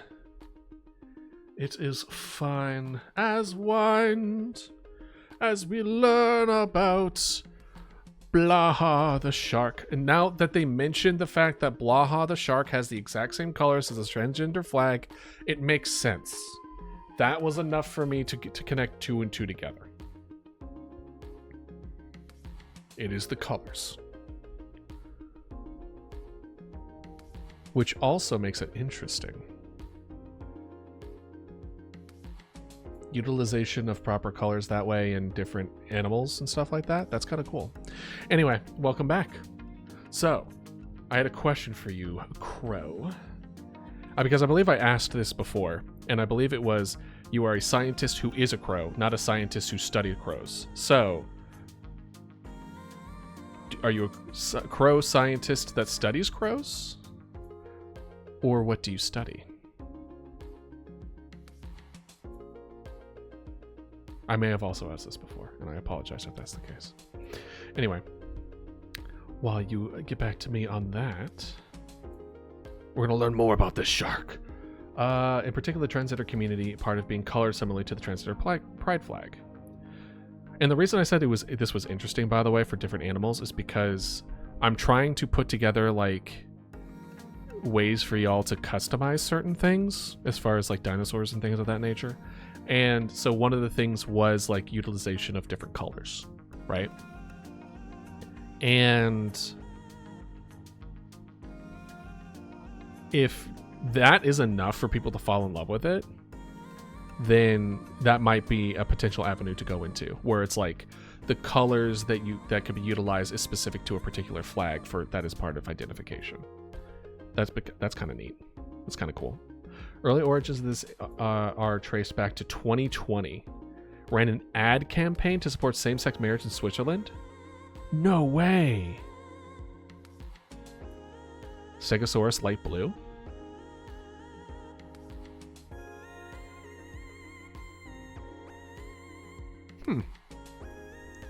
Let me... You know what? Let me see what I can do for you. Ready? So the way that I've done so far. Hold on. Actually, let me see. Let me see if I can. Let's see if I have it downloaded. I'll show you an example in 1 second. Where is?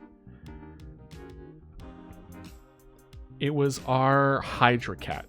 Did y'all remember seeing Hydracat? I remember showing it off to y'all, but there is a... Here it is. Yeah. Hold on. Boom. So this is Hydracat. This will be something that will be added to our streams eventually. Their name is Sylvester. They're they, them, because they're plural. But as you can kind of see, how there's the purple and the bones, etc. And then you have this kind of like color, like aura on the edge of the miasma kind of deal.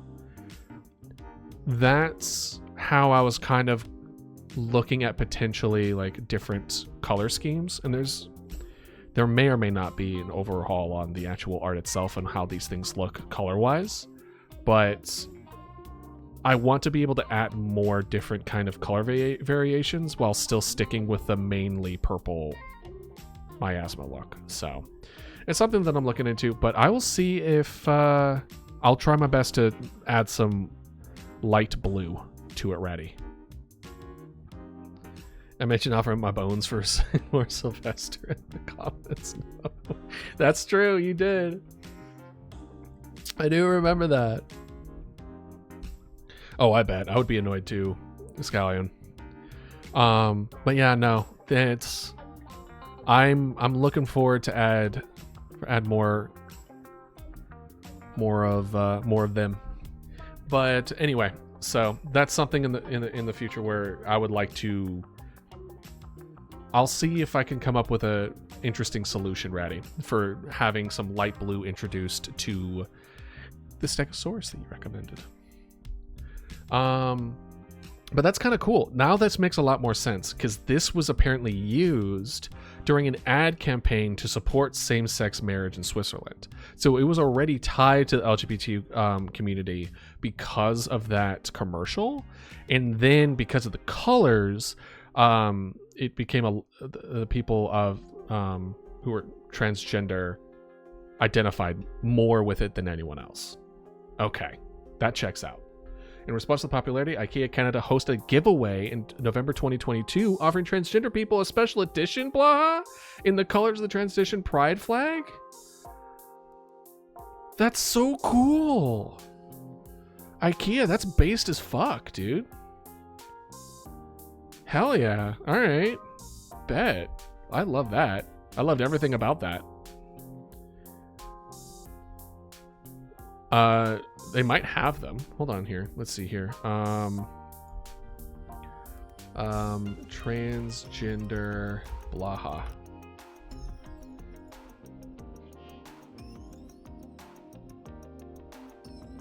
Oh, look at that. Look at that. You do have the normal one though? That's funny. That's awesome.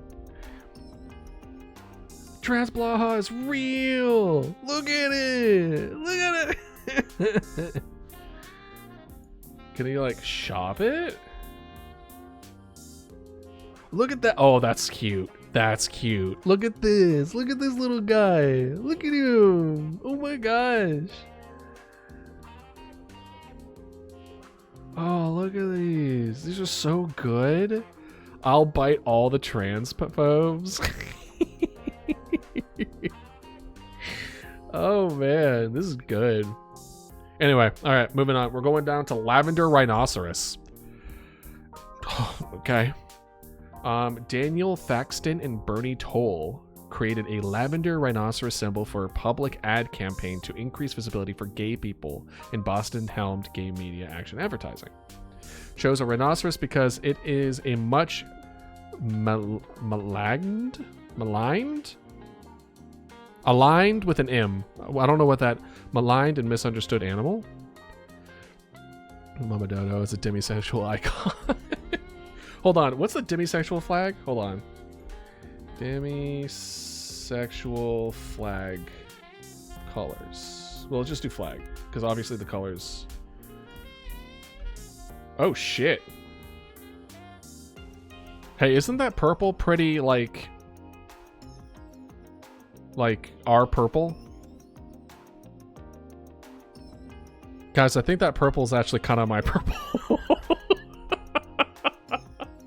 I think it actually is the right purple. That's really funny. You know, it kind of checks out. Black represents the asexuality, the gray represents demisexuality and gray sexuality, and the white represents sexuality. Okay. Okay. Purple is used as a border, older symbols to present community. Okay. It is now the last color on the flag that still represents the asexual community. Interesting. So we have the black, white, gray, and then purple. Interesting. And here's all the different colors. Interesting. Hey, what's scoliosexual? That's not linked to scoliosis and it's spine love, is it? What's scoliosexual? Pansexual, polysexual, polyamorous, nutrois, androphilia, non-binary, aromantic, gynophilia? Gynophilia and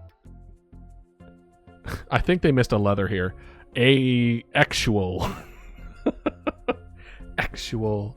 Anyway. All right. I'm getting distracted. Not really. We're actually right on topic. And that lavender because it's a mix of pink and blue, making it symbolic merger of feminine and masculine. Metrotrans advertising said its lawyers could not determine eligibility of public service rate to the lavender rhinoceros ads, which tripled the cost of the ad campaign. Ugh. Gay Media Action challenged this, but was unsuccessful. Lavender rhinoceros symbol was seen on sides, pins, and t-shirts at the Boston Pride Parade later in 1974. And a life-size paper mache lavender rhinoceros. That's an amazing paper mache. Money was raised by the ads. Outside of Boston, theater rhinoceros. Okay. Here we go, unicorn. We found it. We got it. We are there. We're there, boys. Has become a symbol in the LGBTQ culture due to the earlier association between animal and rainbows with the extended of the rainbow flag created in 1978.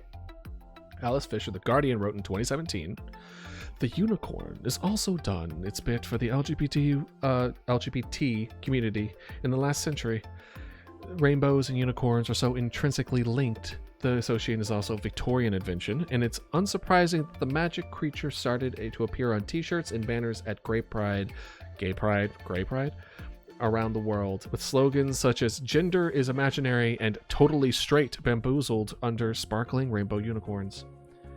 Okay, so the reason that unicorn is a symbol is because rainbows and unicorns are linked, and rainbow was an icon. Okay, I was honestly hoping for more. Other symbols. Triangle badges of Nazi Germany. Really? Downward pointing triangle used to mark individuals considered asocial. All the symbols of downward pointing that male in concentration camps were required to wear on their clothing. Gotcha. Biangles? Biangles. Honestly, that would be hilarious, Scallion. Just being like a Sigma male shirt, but it's just it's pink and glittery and rainbows and unicorns. That shit always makes me laugh, though. Biangles symbols of bisexuality are designed by artist Liz Nania and co-organized by bisexual contingent for the Second National March of Washington for lesbian and gay rights in 1987. Began with the pink triangle, the Nazi concentration symbol badge that later became the symbol of gay liberation. I love those moments where you take symbols that were originally used against you and then empowering it in your own way. Mwah, beautiful. In addition to the blue triangle, contrast the pink represents heterosexuality. The two triangles overlap from lavender and represents queerness of bisexuality. Okay. Double crescent moon.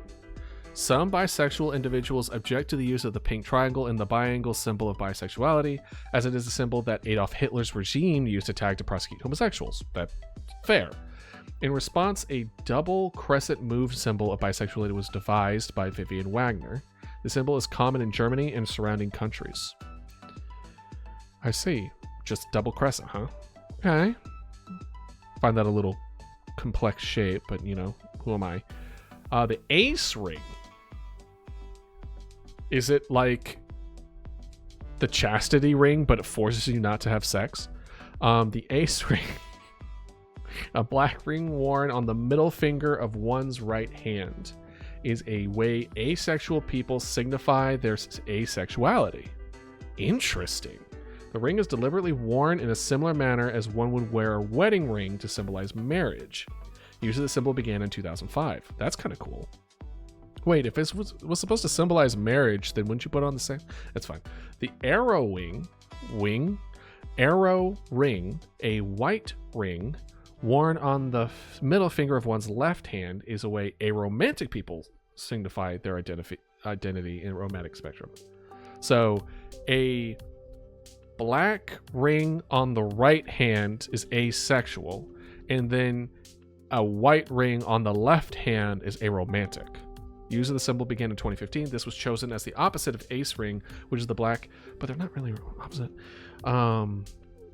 Another symbol often used in aromantic peoples is arrows, or an arrow as a word. Arrow is a homophone idealist.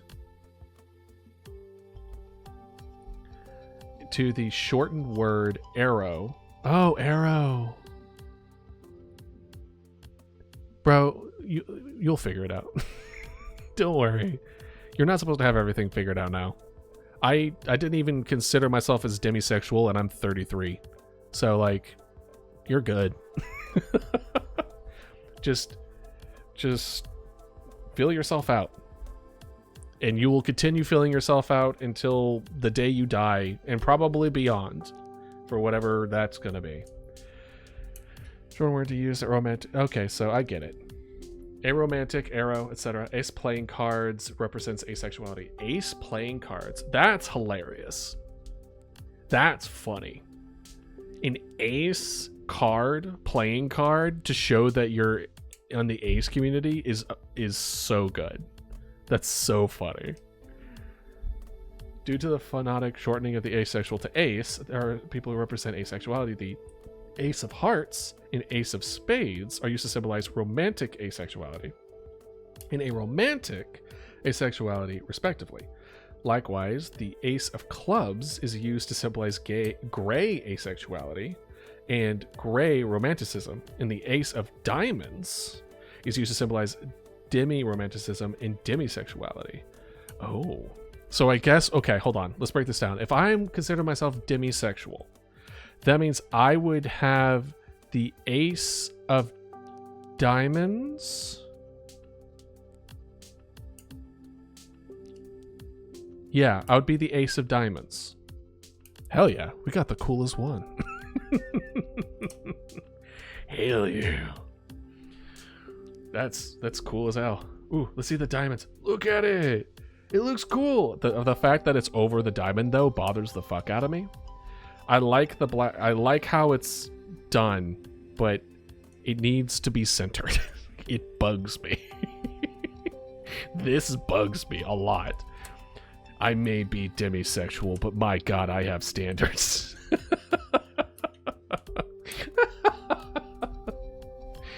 All right.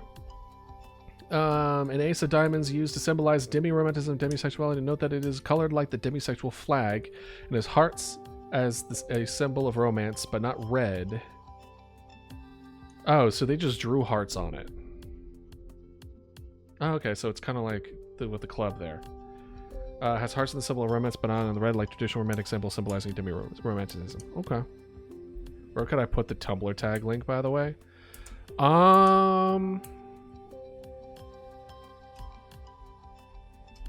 Where would be a good... Let's see here. Let's see. Ooh.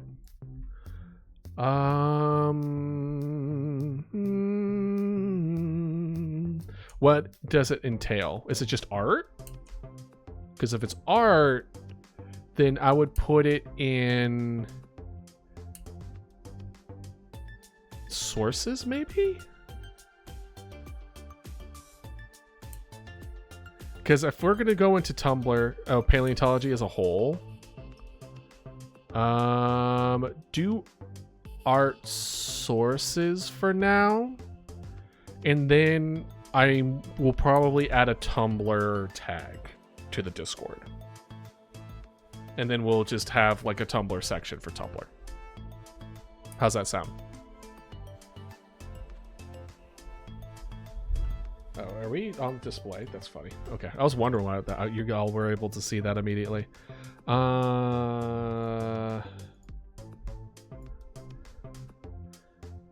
Add Tumblr tag to Tumblr section to Discord.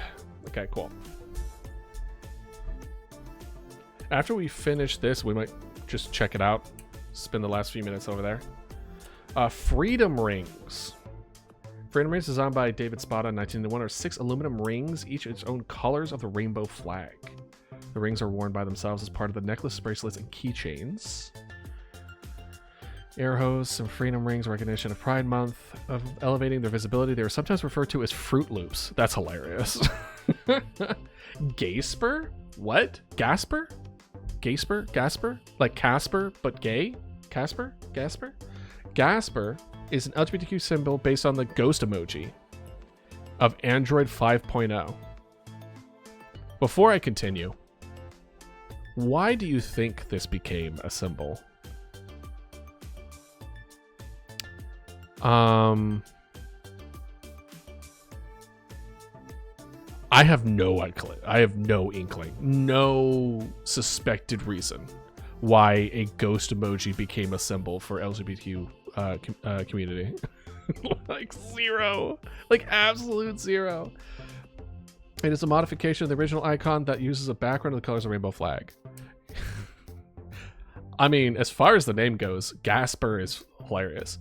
It became popular in Spain from April 2019 following a tweet posted on the official account of the populist far-right party Vox, after which a multitude of users belonging to the LGBT movement began to use it as a symbol.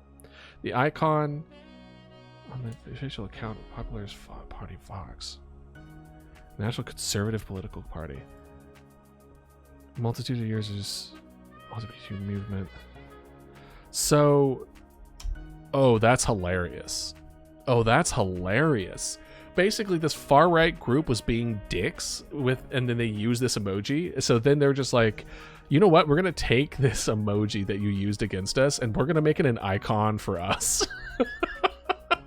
That's so good. That's so fucking funny. I love that shit. Oh man, icon was established itself to be an example of phenomenon of reappropriation. Actually, yeah, of elements of anti-LGBTQ discourse in contemporary society through social networks. Other versions derive the original symbol involving the flags belonging to LGBTQ community, such as transgender flag or the bisexual flag, have also been popular. Right, so you would just have your colors in the background of the ghost. Funny. Handkerchief code. I've heard about the handkerchief code. This is like when people make Yahweh of conservative shows. Yeah. Yeah. Very much so. It's so fucking funny every time. I love it. The 1970s modern handkerchief code emerged in the bandanas worn in the back pockets that signal sexual interest, fetishes, and other wear such as top or bottom. I thought there was also bracelets, I want to say. Among the gay leather community in the United States and our cuisine and the cruising scene. Gotcha. High five. Is this gonna tell me that high five is gay? Man, I would high five you, but that'd be gay, bro. Hold on.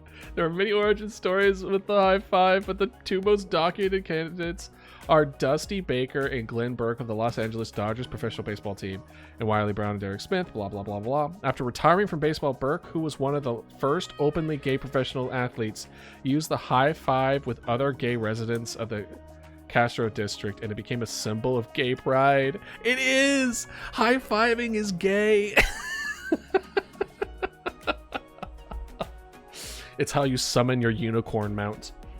Oh my gosh, that's funny. Oh, that's so good. I'm never gonna high five someone without thinking about this again. I'm like, man, this is gay.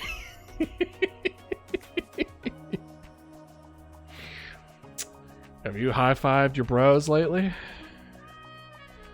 Oh man. Lesbian manicure. Manicure. I can get this. Lesbian manicure. We got it. Yes. A lesbian manicure, also known as queer manicure, les nails, or femicure. Les nails is crazy. Is a style or trend of a manicure intended to allow lesbians and other queer people in the LGBTQ community to safely and easily perform digital penetration during sex? Oh. Oh, so right, because if it's really long, and yeah, it could hurt. The most distinct and modern form of the manicure nails, long nail extension on every finger apart from the index finger and middle finger, and sometimes thumb of the metal. I mean, Depending who you're with, the thumb might actually work well. The dominant hand thus preventing injury or discomfort by the vulva or vagina during intercourse. Yeah. Yeah. That's hilarious. That's great. I love that. Actually, pillow presses also taken from the lesbian community. Really? Well, I guess if you were have a strap on. I'm just trying to think of like, would you be able to be a pillow princess in the lesbian community? But I guess if the other person had a strap on, you would be able to do that. Okay. No, that checks out. I did not know that though.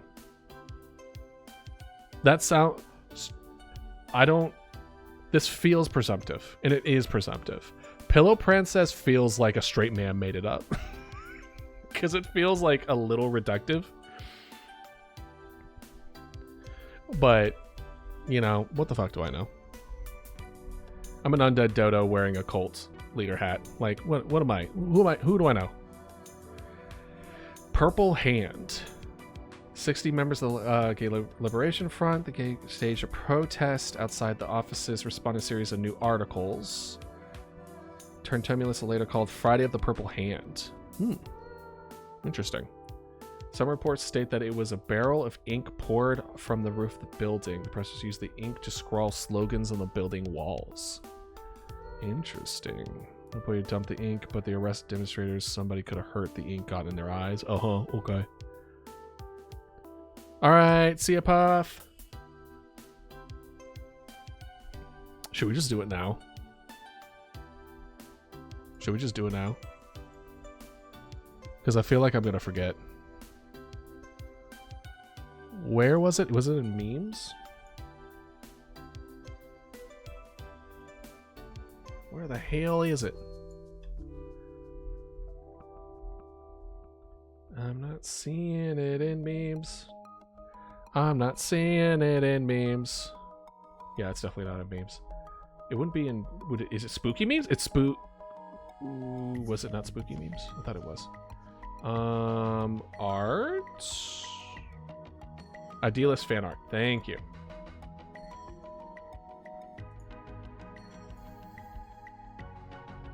Oh. Ooh, hold on. I'll show it.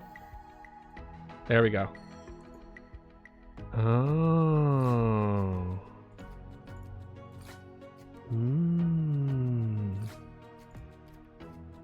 Oh, I like this. This is nice. Okay. I still need to make the second version of this, by the way.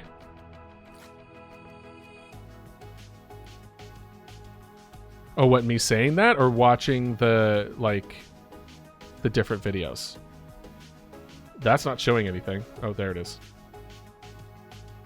Oh, I love the opening to look at the fossils. That's always been a love for me. Oh, that one's good. I like the flow of this one. The flow of it is really nice. The wiki article. Okay. You want me to move away from it? I can do that. Because we were originally looking for it in why it was unicorns. So we can move away. Guess who had Jar Jar Binks in his dream again? Oh no. Ooh, the movement of that. That's pretty neat.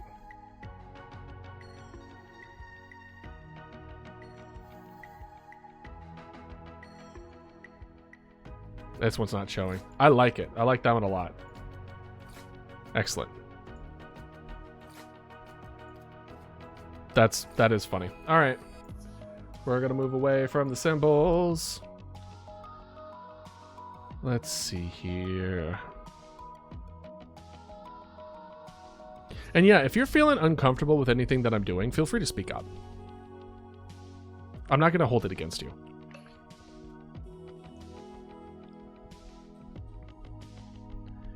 Let's see here. Conventionally called unicorn, the most common image of soapstone stamp. Body of a cow more than a horse. Curved arm that goes upward. Okay. Classical antiquity. You know what? Let's move away from unicorns. There's a lot here. I want to learn more about Weird Al. It has been suggested that John Schwartz has be merged into this article. Okay. Weird. Also, yeah, Tumblr doesn't like showing stuff sometimes. Well, that's good, I guess. All right. Weird Al, born in 1959. So this man is 64? Right? 64? Damn. He's looking good for... Yeah, 65. Thank you. This man's 65. He's looking good for 65. At least from the last picture I remember seeing of him. He's best known for writing and performing comedy songs. Yep. Made some very good songs. Since having one of his comedy songs aired in Dr. Demento radio show at age 16. He popped off at 16. It's 12 million albums. That's wild. 150 parodies. Performed more than 1,000 live shows. 5 Grammys? 4 gold records, 6 platinum records. His first top 10 Billboard album, Straight Outta Linwood, and single White and Nerdy. I do remember listening to White and Nerdy. That shit slapped. Both released in 2006, nearly decades into his career. His 14th studio album, Mandatory Fun, became the first #1 album during his debut week. Tribute to his effective use of music videos to further parody pop culture.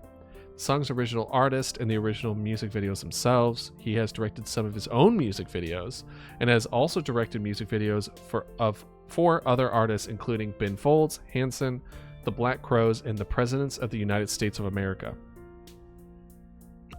What? Were an American rock band formed in Seattle, Washington, 1993. That's hilarious. With the decline of music, television, and the onset of social media, he used YouTube and other video sites to publish his videos. This strategy helped boost sales of his later albums. He has not released a full album since Mandatory Fun, opting instead to timely releases of singles. Honestly, it works for him, so go for it. In addition to his music career, Yankovic wrote and starred in the film UHF and the television series The Weird Al Show. He's produced 2 films, The Complete Al and The Weird Al Yankovic Story. Interesting. He has acted in several television shows and web series in addition to starring in Al TV specials on MTV. Interesting. Was born in Cali. Let's see here. Living in California after earning 2 Purple Hearts. He believed the key to success was doing for a living whatever makes you happy. Often reminded his son of this philosophy. Married a father. Moved to California. First accordion. Have any of y'all played the accordion before?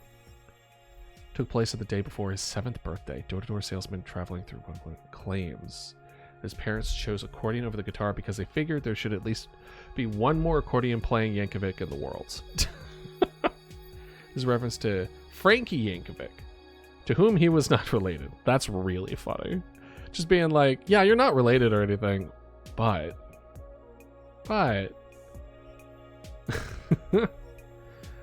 since his mother did not let him outside the house often, he had plenty of time to practice the instrument at home. He continued lessons at the school for 3 years. Rock and roll accordion. He listened to artists including Stan Freberg, as well as all other wonderfully sick and twisted artists he found through Dr. Demento radio show. So he got to be part of the thing that inspired him. That's great. Been 2 days away from my cat and I already want him. But it's your cat, of course. Of course. Other sources of inspiration for his comedy came from Mad Magazine. He's also enjoyed George Carlin's stand-up comedy film. He skipped 2nd grade. Okay. All right. Hey, Luca. Welcome back. Just not the same. Yeah, that's true. My classmates seemed to think I was some kind of rocket scientist, so I was labeled a nerd early on. Oh, okay. So he was really young comparatively to his other like classmates, which probably wasn't very great. Absolutely nothing. Started just to get an extra picture of themselves in the yearbook. All right.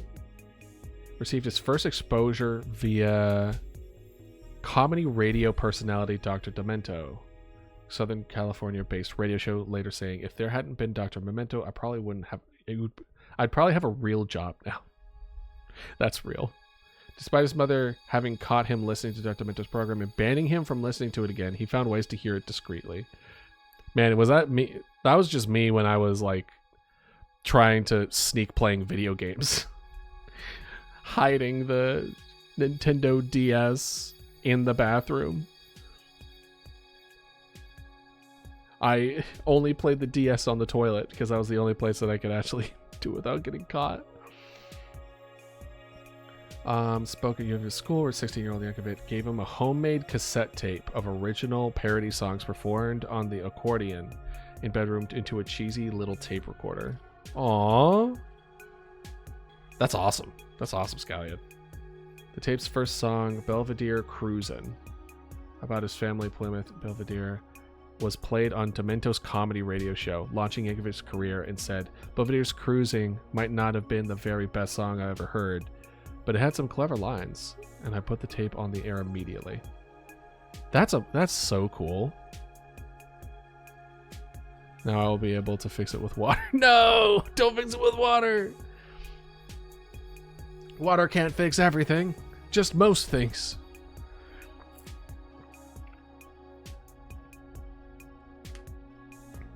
But that's so cool that he like aired this song this kid made for him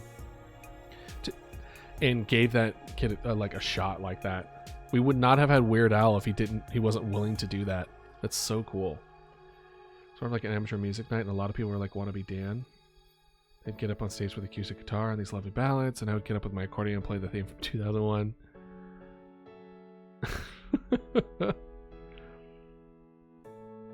He's had such a wacky life so far. My box is sparking, my hair looks like a pair of spikes. Oh, I'm sure that's normal. I think if it had been called Weird Al, originally a more derogatory nickname from others with the dormitory he shared. So originally, he was being made fun of and called Weird Al, and then he took that name and made it his own. I think that seems to be the lesson for the day today. Consistently, we've seen the utilizing what is used against you and use it as your strength. Just take what people are using against you and make it your own. Turn it on them. That seems to be the theme, which is cool. Do it. Do it. Boy. Let's see. Shortly before we see New Year, my Sharona was on the charts, and you took his accordion to the restroom across the hall from the radio station to take advantage of the echo chamber acoustics. He recorded a parody called My Bologna.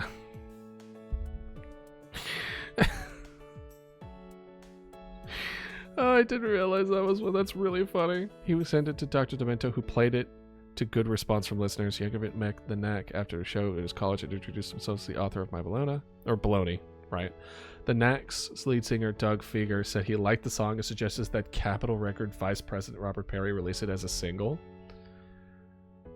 Oh, that's awesome.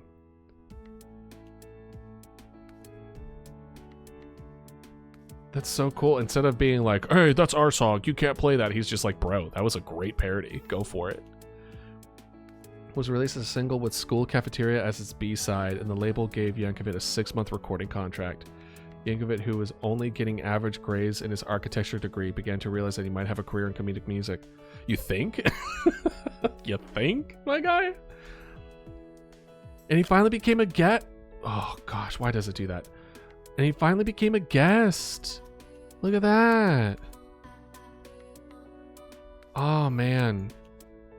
Where he was recording a new parody live. Imagine being inspired by something and then eventually being a part of it.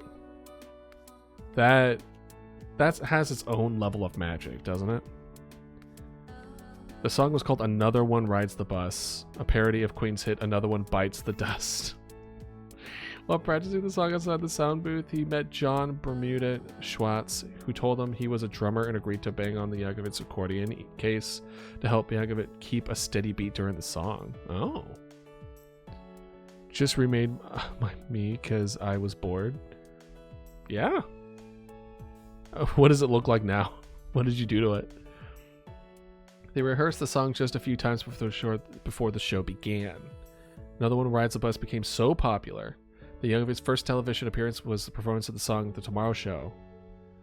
Played his accordion again, Schwartz banged on the accordion case and provided comical sound effects. Yankovic's record label TK Records went bankrupt about 2 weeks after the single was released.